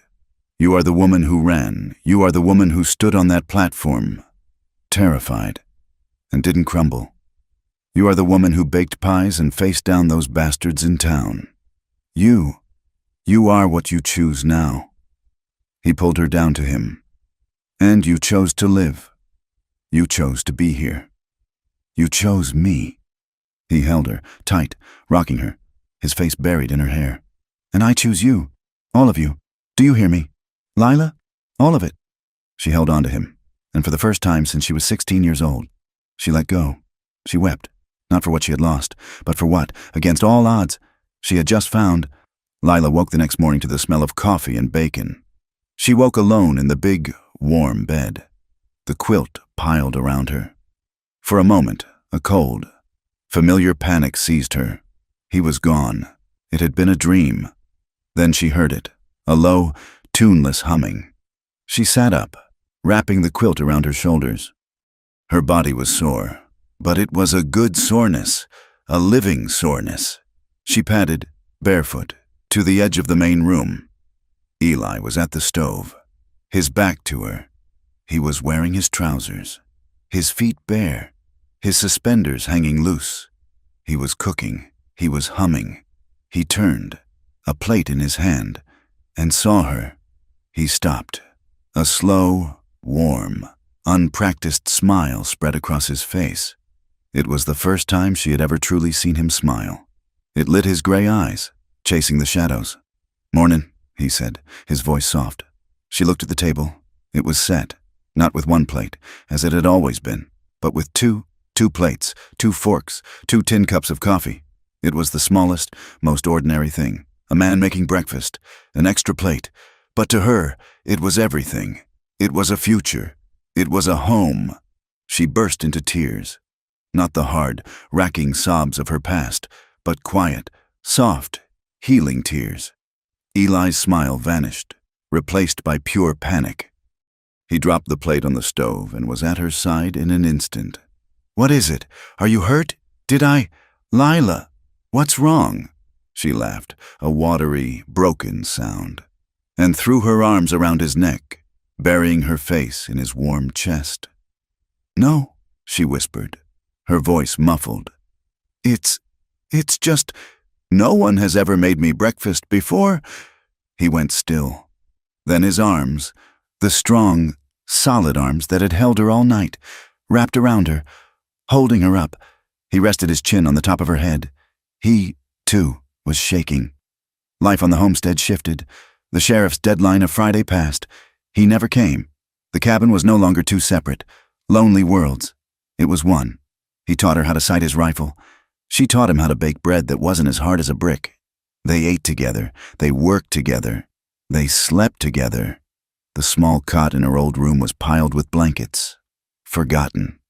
One afternoon, he found her at the table, a piece of brown wrapping paper smoothed out, a stub of a pencil in her hand. She was trying to write, her brow furrowed in concentration. The table was too low, the wood too rough. He watched her for a long time. The next day, he was outside, the sound of sawing and hammering filling the air. He was working with scrap wood, pieces of an old, broken-down feed trough. That evening, he brought it in. It was a small, simple desk. It was not pretty. The wood was different colors, and the legs were slightly uneven. But he had sanded the top smooth. It was sturdy. It was solid. She stood, speechless, and ran her hand over the smooth, flat surface. "It ain't much," he mumbled, rubbing the back of his neck. Embarrassed. "But I figured, a woman who writes, she needs a proper place to do it." She kissed him, a long, sweet kiss that tasted of gratitude. That night, she sat at her desk. She began to write. Not to send, not to anyone. She wrote to find her voice. She wrote about the hum of the factory, the smell of the river. She wrote about the wind. She did not write about her past.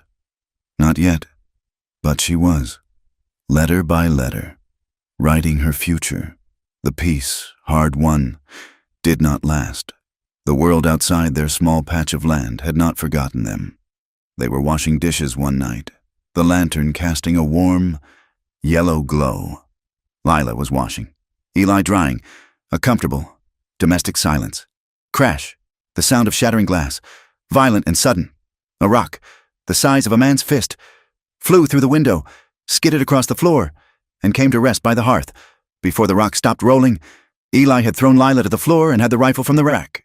He moved to the side of the broken window, using the wall as cover, his body shielding her.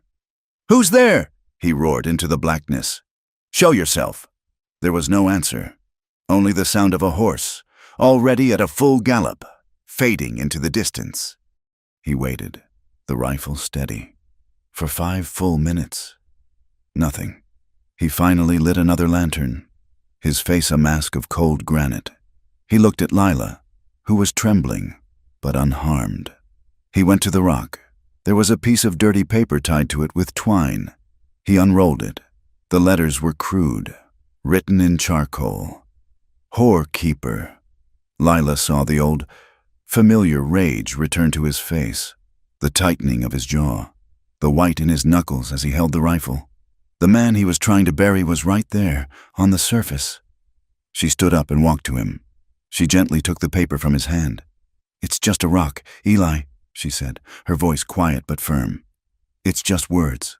He looked at her, his breathing heavy. Last time, it was words. Then it was a rock. Then it was Silas. "No," she said, putting her hand on his chest, over his heart. "It was you and Silas against them. This is you and me. We stand together." He put his hand over hers, his eyes never leaving her face. The next day, Agnes Miller rode in. She did not wave. She rode her horse hard, right to the cabin, her face grim. "Agnes," Lila said, running out to meet her. "What is it? Is your boy sick?" "No, child. He's fine. It's not that." Agnes dismounted, her movements hurried. "Eli, you get out here." Eli came from the barn, a hammer in his hand. "Agnes, what's wrong?" "It's Pike," Agnes said, twisting the strap of her reticule. "He's a snake, that one. He's not a man who likes to be punched. He's not a man who likes to lose. He's been in Cheyenne." "Cheyenne? What for?" Eli asked. "He was talking to the federal marshals," Agnes said, her voice dropping. "He's filing a new complaint. Oh, child. He's going to have you arrested." "Arrested?" Lila's blood ran cold. "For what? Vagrancy? Squatting? Eli and I are—" "It's worse," Agnes said, her eyes full of pity. "He's using a new law, something called the Mann Act. He's accusing you of crossing state lines for immoral purposes. He's going to tell them he rejected you because he knew you were a professional woman. He's going to claim that Eli isn't your protector. He's going to claim he's your procurer, that this cabin is a brothel." The hammer dropped from Eli's hand. Lila swayed, her nightmare come to life. Pike, without knowing it, had struck her with the one lie that felt exactly like the truth. Her past, her hidden, buried past, was coming to claim her. "He can't," Lila whispered, grabbing the cabin wall for support. "He can't prove that. It's a lie." "He doesn't have to prove it, child," Agnes said, her voice breaking. "He just has to say it. He's Jonathan Pike. He'll get a marshal in his pocket, and they'll drag you to a court in Cheyenne. He's not trying to win, don't you see? He's trying to ruin you. He's trying to make you run." Lila looked at Eli. This was it. This was the fight he couldn't win. This was not a fist fight. This was his land, his name, his life. She had brought this on him. This was the moment he would finally realize she was poison. Eli Thatcher stood still. He looked at the ground where the hammer lay. He looked at his hands. He looked at Agnes, her face full of fear. Then he looked at Lila. He was not the man who had hidden from his past. He was not the man who had sat alone in the dark. He was the man who had built a desk. He was the man who had set 2 plates. He walked past Agnes. He walked right to Lila, who was trembling, her back against the cabin wall. He put his hands on her shoulders. "He thinks we'll run," Eli said. His voice was not angry. It was quiet. It was cold. It was the calmest she had ever heard him. "Eli, he will destroy you," she whispered, the tears finally coming. "He will take this land. He will take everything. All because of me." "This ain't just land," Eli said. "And it ain't because of you. It's for you. It's for us. This is our home." He leaned in and kissed her forehead. It was not a kiss of passion. It was a kiss of alliance. It was a brand. It was a promise. He looked her in the eyes, his own gray eyes as clear and steady as the high plains. We stand together now. The ride into Clearwater was not a ride of rage. It was a ride of cold, hard purpose. Eli Thatcher, the man who had hidden from his own temper for 5 years, now wore it like a tool. He had left Lila at the cabin, her face pale with terror. He had seen the look in her eyes, the one that said, "Please don't go," but he had also seen her stand and take his hand, the silent promise of, "We stand together." He was not riding to start a fight.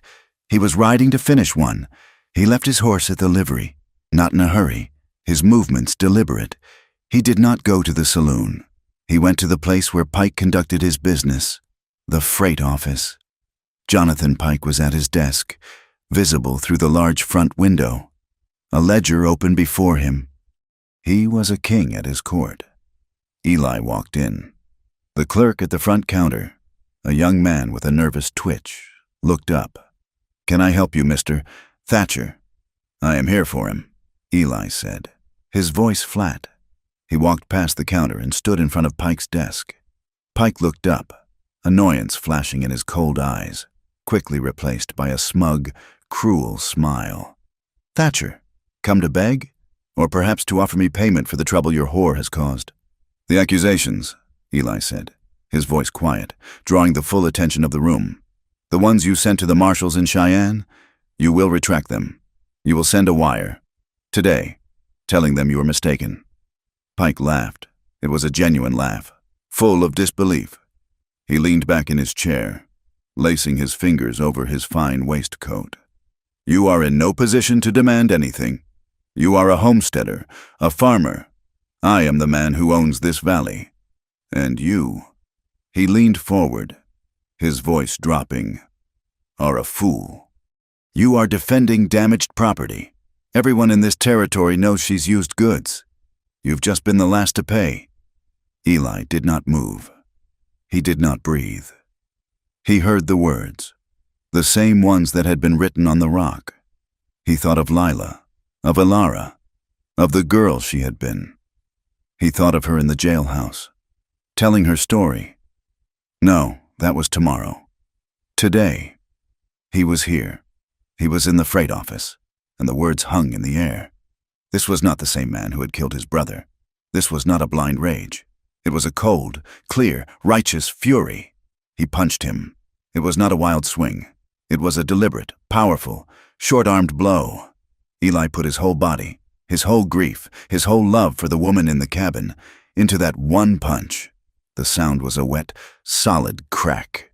Pike's chair flew backward, and he crumpled to the floor, his desk lamp crashing down. The clerk shrieked. Eli stood over Pike, his fist bleeding, his chest heaving. Pike was groaning, blood pouring from his nose. "The name is Ilara," Eli said to the man on the floor. "Eli, that's enough." Sheriff Brody was in the doorway, his gun drawn but not pointed. He had been expecting this. The whole town had... "I won't have this.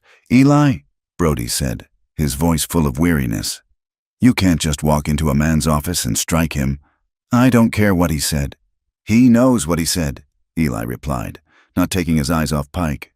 "And I know the law," Brody snapped. "You're under arrest for assault." Eli did not resist. He raised his hands, slowly, and let the sheriff take his pistol. He had done what he came to do. He had answered the words with a clear, sharp, undeniable fact. He allowed Brody to march him across the street to the jail, leaving Pike bleeding on his own floor. Agnes Miller did not wait. She had seen Eli ride into town. She had seen his face. She had saddled her own horse, knowing what was to come, and had followed, keeping her distance. When she saw the sheriff lead Eli to the jail, she turned her horse and rode like the wind, not to town, but to the homestead. Lila was scrubbing the floor when Agnes burst in, breathless. "He's done it, child. He's in jail. Brody's got him. Pike is pressing charges." Lila's heart stopped. She dropped the rag, her hands numb. He was gone. He had fought for her, and he had been taken. No, Agnes said, grabbing her shoulders. This is not the time to weep. This is the time to fight. You are not the woman he left on that platform. You are the woman he is in jail for. Now, you get in my wagon. We are going to town, and we are going to end this. Lila did not even change. She ran to the wagon, her skirt still damp, her hands raw. The ride back was a blur of dust and terror. She stumbled into the small jailhouse. It was a single room, an office for Brody, with 2 cells lining the back wall. Eli was in one, standing, his hands gripping the bars. He was not looking down. He was watching the door, waiting for her. Eli, she breathed. He was safe. He was alive. I'm sorry. Lila, he said, his voice rough. No, she whispered, walking to the bars. He had to be answered. I know. She reached through the bars, her fingers finding his. Well, this is a touching reunion. Lila turned. Jonathan Pike was sitting in a chair by Brody's desk. His face was a mess. His nose was swollen to twice its size, packed with cotton, and his lip was split. A silk handkerchief in his hand was stained with blood. He looked ruined, and he looked furious. Sheriff, Pike's voice was a nasal whine. I want this man held. I am pressing full charges, and I want her. He pointed at Lila. Held as well. She is a vagrant, an accomplice. The marshals will be here tomorrow, and I will see them both in chains. Sheriff Brody rubbed the back of his neck, his face a map of misery. Lila, I don't know what I can do. He's right, on the assault and the complaint from Cheyenne. The jailhouse door flew open again, crashing against the wall. Sheriff Brody, you will do no such thing. It was Agnes Miller, and she was not alone. Behind her stood Mrs. Harker, the mercantile owner, her arms crossed, her face a thundercloud. And behind her, 2 other women from the valley, the wives of small ranchers, both of whom looked terrified but resolute. Pike stood up, his arrogance returning. What is this, a knitting circle? Get these women out of here. Sheriff, this is official business. This is official business. Mr. Pike, Agnes snapped, stepping forward. We are here as witnesses to your character. Sheriff, Agnes said, turning to Brody. You cannot listen to this man. You are listening to a snake, and you are calling it a man. He has been a plague on this valley for 10 years.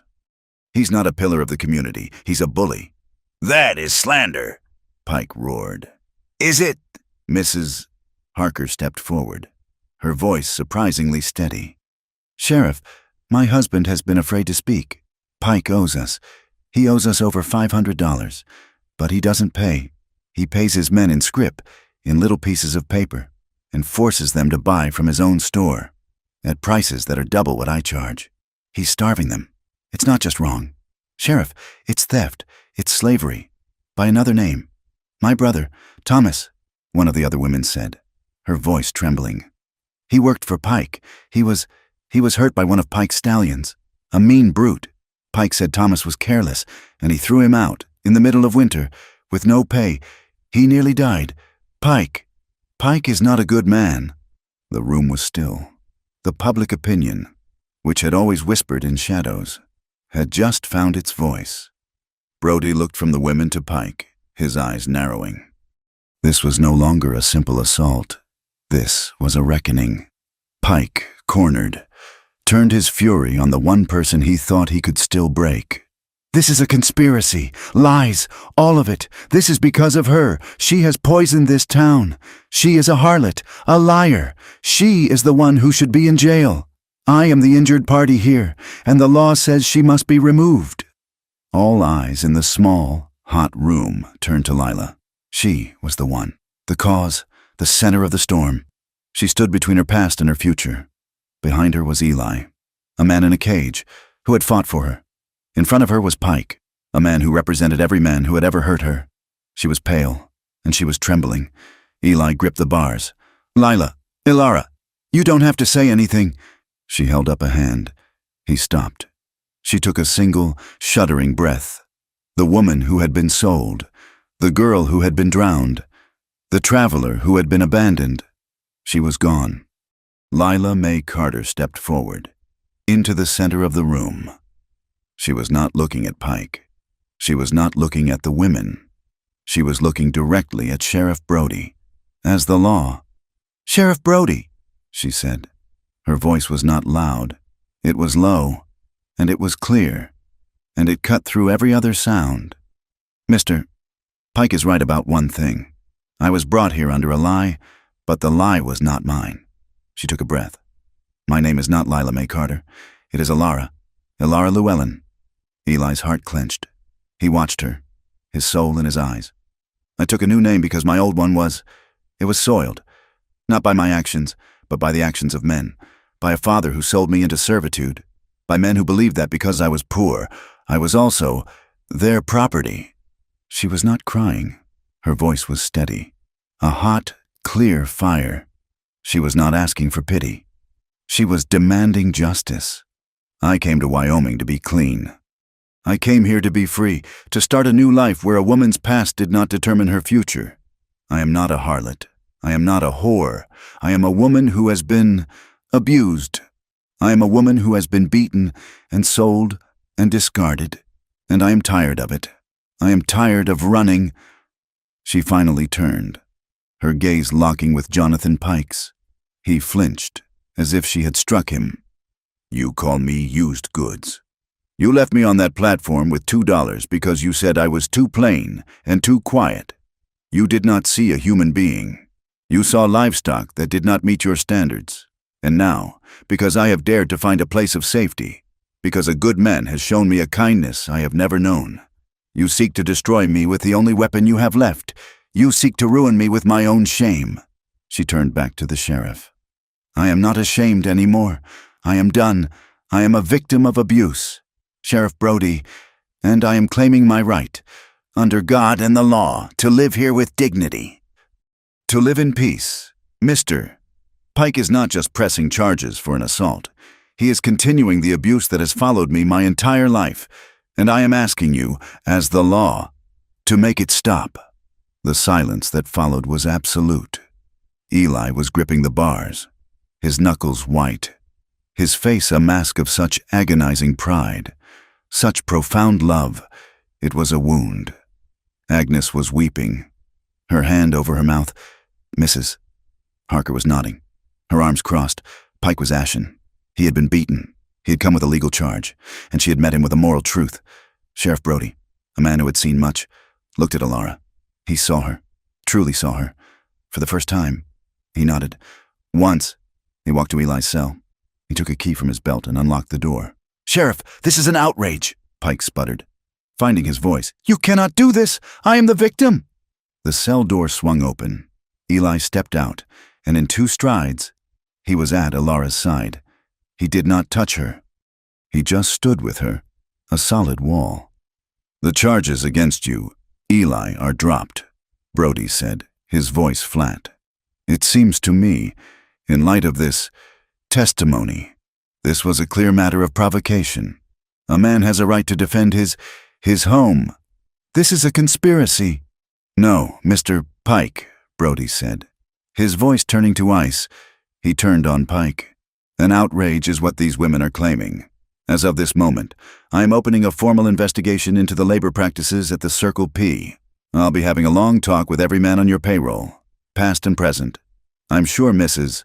Harker will be happy to show me your ledger." Mrs. Harker smiled.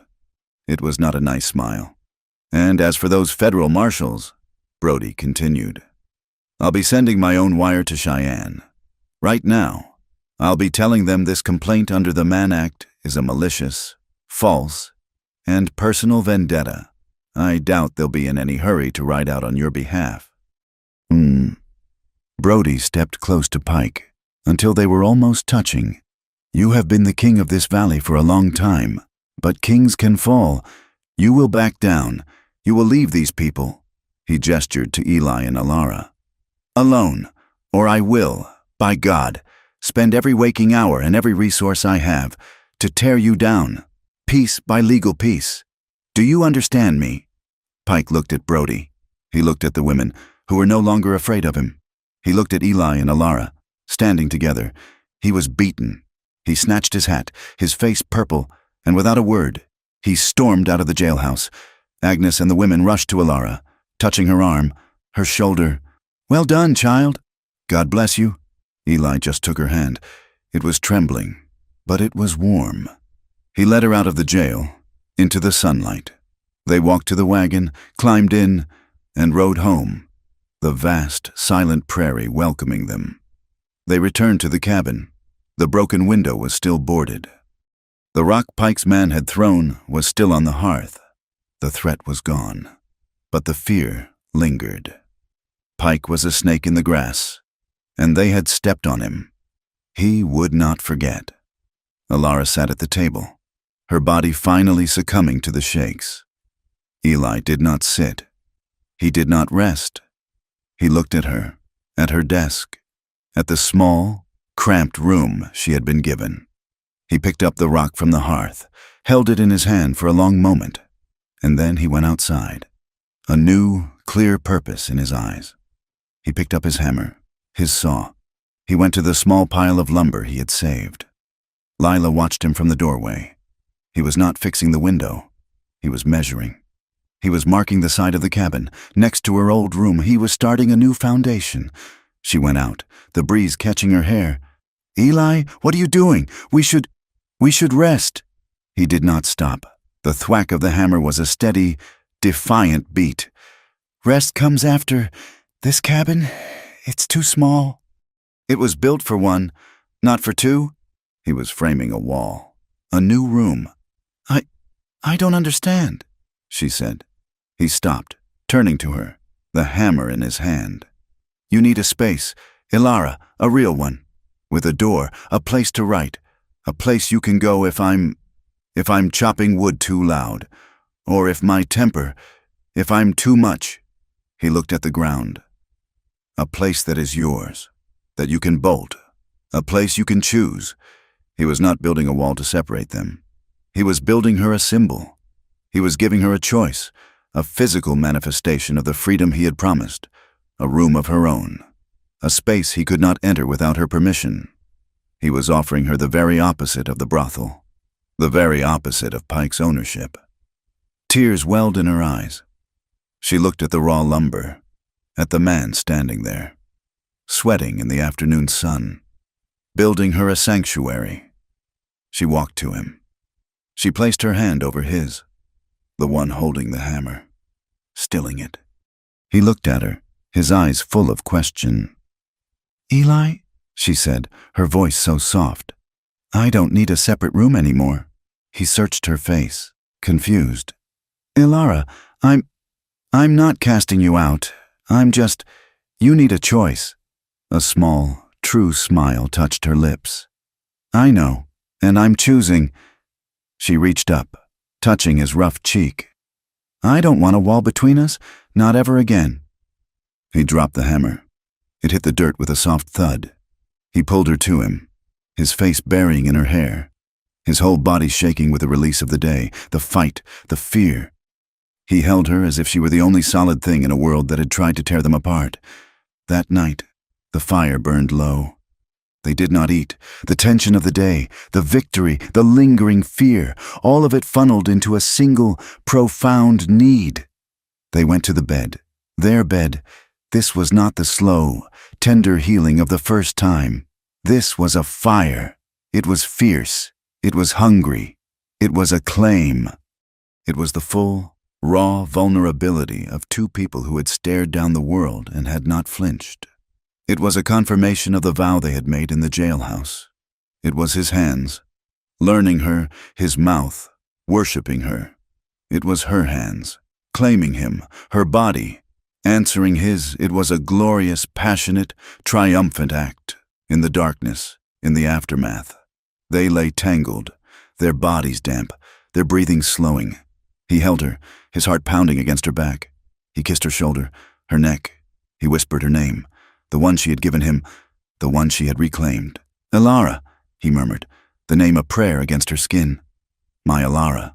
And she, hearing her true name spoken in the dark, not with shame or with pity, but with a fierce, possessive, and gentle love. She finally, fully, let go. The harsh Wyoming wind howled outside. It screamed across the plains, rattling the boards over the broken window, a reminder of the wilderness. But inside the small cabin, it was only a distant sound. They were not cold. They were not afraid. They were safe, anchored in each other's arms. The boards over the broken window were replaced with a new, clear pane of glass that summer, a purchase Eli had made in Cheyenne, along with enough lumber to properly finish the room he had started. It did not become a separate bedroom. It became Alara's. It was her study, her space, with a writing desk, a shelf for her books, and a view of the high plains. The door, he had insisted, had a lock, a shiny, new brass one. She had thanked him, and had never once turned the key. The months bled one into the next, painting the valley with a new palette. The raw, cold spring of their confrontation gave way to a summer of relentless, baking sun. The grasses turned from green to a pale, brittle gold. August was a haze of heat and the smell of hot pine. Then came the sharp, clear gold of autumn, a season of furious work, of cutting and stacking wood until their arms ached, of harvesting the meager, precious garden they had TS. The nights grew teeth, and by November, the world was white again. Time, Elara learned, was measured not in days, but in tasks. The ranch, which had been a place of Eli's solitary penance, began to breathe again. It began to thrive, with the money from her pies, which Mrs. Harker now bought by the dozen. Selling them in the mercantile and giving Elara full credit in coin, they bought a new milk cow. Then another. They bought a sow and 2 gilts. The chicken flock doubled, their eggs a steady, reliable income. Eli, with a partner he trusted. With a life inside his cabin he was desperate to protect. Worked with a focused, quiet energy Elara had never seen. He mended every fence. He re-roofed the barn. He dug a new, deeper well, lined with stone, so Elara would not have to haul water from the old one. He was not just surviving. He was building. He was a man with a future, and it had transformed him. The shadows of Silas were still there. They would always be, but they no longer consumed him. He was no longer a man running from his temper. He was a man channeling his strength. Elara's world, which had once been the 4 walls of a brothel, expanded. Her trips to town, once a source of terror, became a bi-weekly routine. She was no longer Pike's leavings. She was not even Eli's woman. She was Elara. "Mornin', Elara?" "Mister," Harker would call out. "Elara, these pies are a godsend," Sheriff Brody told her, pressing a coin into her hand. "My wife says she's forgotten how to bake her own." The respect was hard-won, built on her dignity in the jailhouse and her steady, reliable presence since. She was quiet, she was kind, and she was, they all saw, fiercely loved by Eli Thatcher. That, more than anything, gave her a status the town had to honor. But the land was a hard partner, and it did not care about their small happiness. It tested them. It always tested. The first test came in late June, a rogue frost, a betrayal of the season, descended from the high peaks. The air turned brittle and sharp at 3 a.m. Eli woke, sensing the change, and found Elara already at the new window, staring at the garden, her garden, the one she had tilled and planted and watered. "It'll kill it all," she whispered, her voice sick. He did not pause. He lit 2 lanterns, grabbed every blanket they owned, every spare piece of canvas. For 2 hours, in the freezing, starlit dark, they worked as a team. They drove stakes. They draped the blankets over her tomato plants. They covered the fragile new beans. They built small, smoky fires at the edge of the patch, using damp hay, the smoke a thin, acrid blanket to hold the cold at bay. They worked without speaking, a grim, synchronized dance against the elements. They saved half the garden. They lost the beans. They stood at dawn, shivering, covered in soot, and looked at the damage. Elara's lip trembled. "Half is more than none," Eli said, pulling her against his side, his arm a solid, warm bar. "We'll plant more. We'll build a cold frame next year." She leaned her head on his shoulder. It was not a defeat. It was a partnership. The second test was a sick calf. Their new milk cow, their prize, dropped a beautiful, tiny heifer. And 2 days later, the calf was down, its breath shallow, its body racked with scours. Eli, a pragmatist, a man who knew the hard math of ranching, spent a night with it, then came inside, his face grim. "It's no good. Elara, she's too weak. I'll have to put her down." "No," Elara said. It was not a plea. It was a command. "Elara, it's the way of things. It's cruel to let her suffer. You go cut your wood." "Eli," she said, her jaw set, "I will handle this." For 3 days, she did not sleep. She moved a bale of hay into the barn and sat with the calf. She remembered stories from Agnes. She boiled rice water. She forced warm milk and molasses down the calf's throat, a spoonful at a time. She rubbed its legs. She talked to it. She willed it to live, this small, helpless female thing. Eli watched her from the barn door. He saw a ferocity he had only glimpsed. He saw the woman who had survived her father, the woman who had faced down Pike.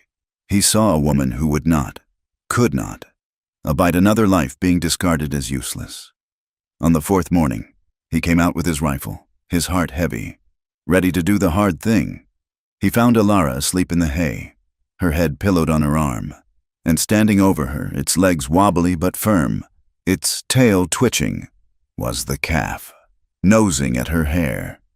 Eli stood for a long time, the rifle hanging forgotten in his hand. He went back to the cabin and made her breakfast. The peace they had built was solidified by the fall of their enemy. Agnes, as always, brought the news. She rode in, waving a letter. "He's gone," she cried, before her foot even hit the ground. "He's gone." "Who's gone?" Eli asked, helping her down. "Pike, Jonathan Pike.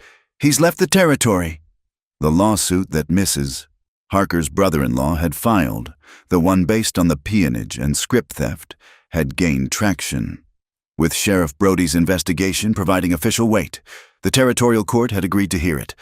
Pike, it turned out, was a coward. He was a bully.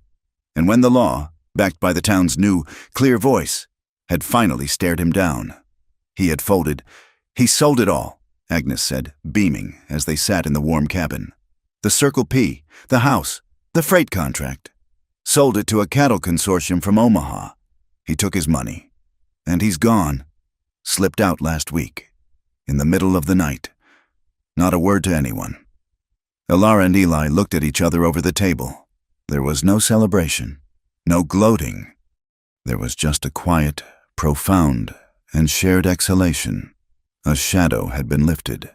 A long, dark winter was finally, truly, over. It was in that quiet, that new peace, that Elara found her voice. She had her desk. She had her safety. Now, she found her purpose. She started with Agnes's oldest, a girl of 9 named Sarah, who was bright and quick but could not read her own name. Then came the Harker twins, and 2 shy, sun-browned girls from a homestead 5 miles down the valley. Twice a week, in the room Eli had built for her, Elara held school. She had 1 copy of Pilgrim's Progress, a slate she had bought from the mercantile, and a handful of charcoal sticks. It was enough. She taught them their letters. She taught them to add and subtract. She taught them to write their names, to read the labels on the tins in the store. Eli would come in from his evening chores, the cold clinging to him, and he would stand in the doorway, quiet, just watching. He would see 5 small heads bent over the table, their face furrowed in concentration, and he would see Elara standing by the slate, her face lit by the lantern, alive, animated, a confidence in her he had never seen before. She was not just a survivor. She was a teacher. She was giving these girls the one thing that had been stolen from her, a choice. The winter deepened. The snows came, piling in drifts as high as the cabin. The world shrank to the circle of their lamplight. They were in the deep heart of the cold, a food shortage behind them, the promise of spring still a distant hope. It was a Tuesday evening, the wind shrieking at the eaves, rattling the storm windows Eli had built. Ilara was at her desk, mending one of Eli's shirts by the light of the fire. The girls had not been able to come for a week. The snow was too deep. Eli was sitting at the main table, his hands, usually so busy. Still, he was not mending a bridle. He was not oiling his rifle. He was just watching her. He had been watching her for an hour, a strange, quiet intensity in his gaze that finally made her look up. "What is it?" she asked, a small smile on her face.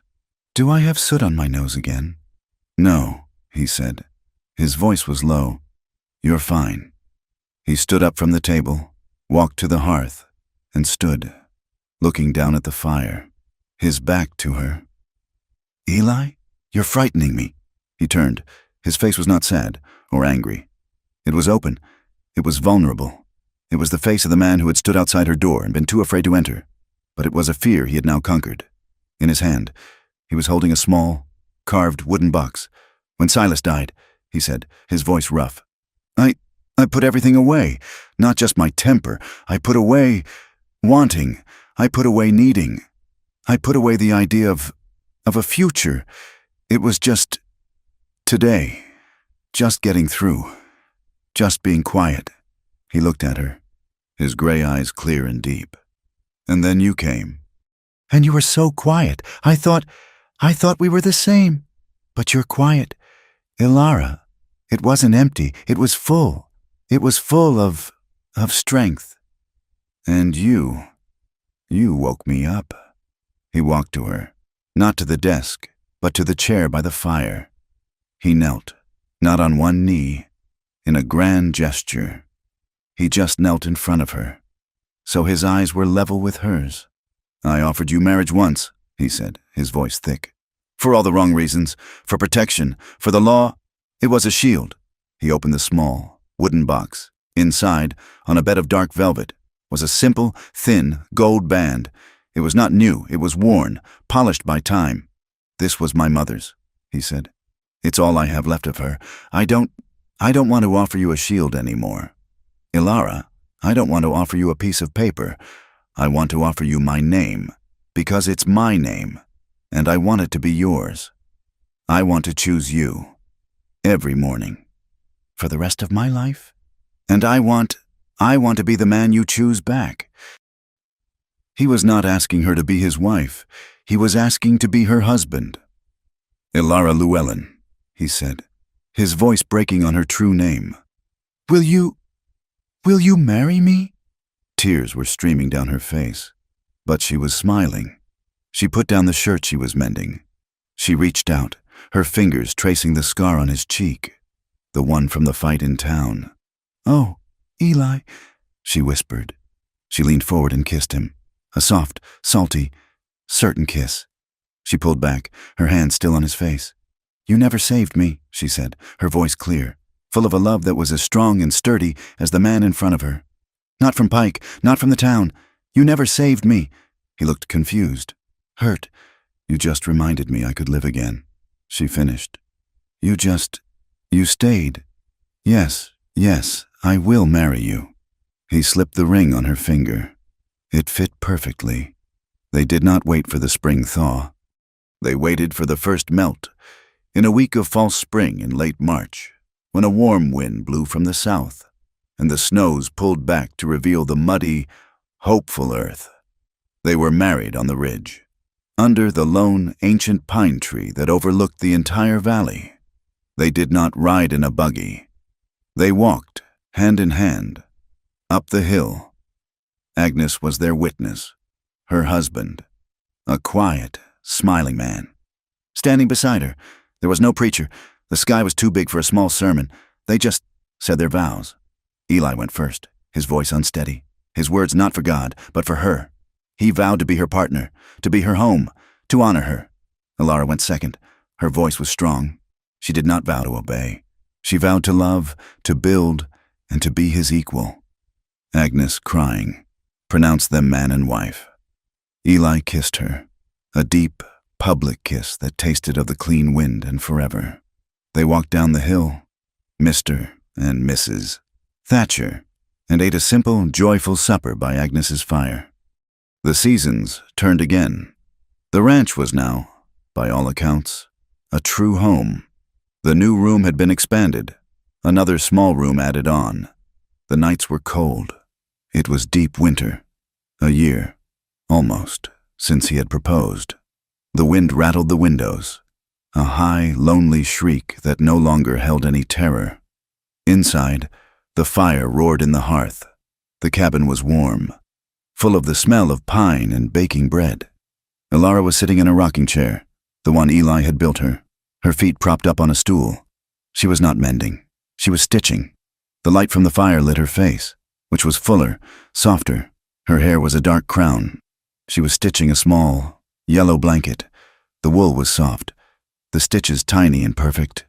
The door opened, letting in a swirl of cold air and snow. Eli stomped his boots on the mat, his face red from the cold, his coat covered in ice. He had been tending the stock, making sure they were safe from the blizzard. He did not speak. He just shed his heavy coat, his gloves, and walked, his socks silent on the wooden floor, to stand behind her. He looked at the small blanket. He looked at the fire. Then, he leaned down and placed a large, calloused hand on her belly. It was round and full and alive. He held his hand there, waiting. A moment passed. Then, under his palm, he felt it, a faint but definite kick. A slow smile, the one that was only for her, spread across his face. He leaned down further, pressing his cold cheek to her warm one. He kissed her shoulder. Elara leaned back into him, her hand coming up to cover his. The wind howled, a wild, angry thing, trying to get in, but it could not here. Inside, there was warmth. There was laughter, soft and low. There was a hard-won peace. They fell asleep like that, by the fire, tucked in each other's arms, the small, unfinished blanket in her lap. Just before she drifted off, she felt his breath, slow and even. In her hair, she was safe. She was chosen. She was home, she murmured, her voice a sleepy, contented sigh. I finally made it home. Thank you so much for listening to our story. Cowboy saw his neighbor abandon a mail-order bride. He took her in and found love. It means the world to us that you spent this time here. We would love to know where you're listening from. So please, drop a comment and tell us what part of the world you're in. If you enjoyed this story, please consider subscribing to From Wild West for more tales of hardship, courage, and love on the American frontier. And finally, we'd love to hear your thoughts. What did you think of Eli and Elara's journey? Please share your feelings in the comments below. We read every single one. Thank you again.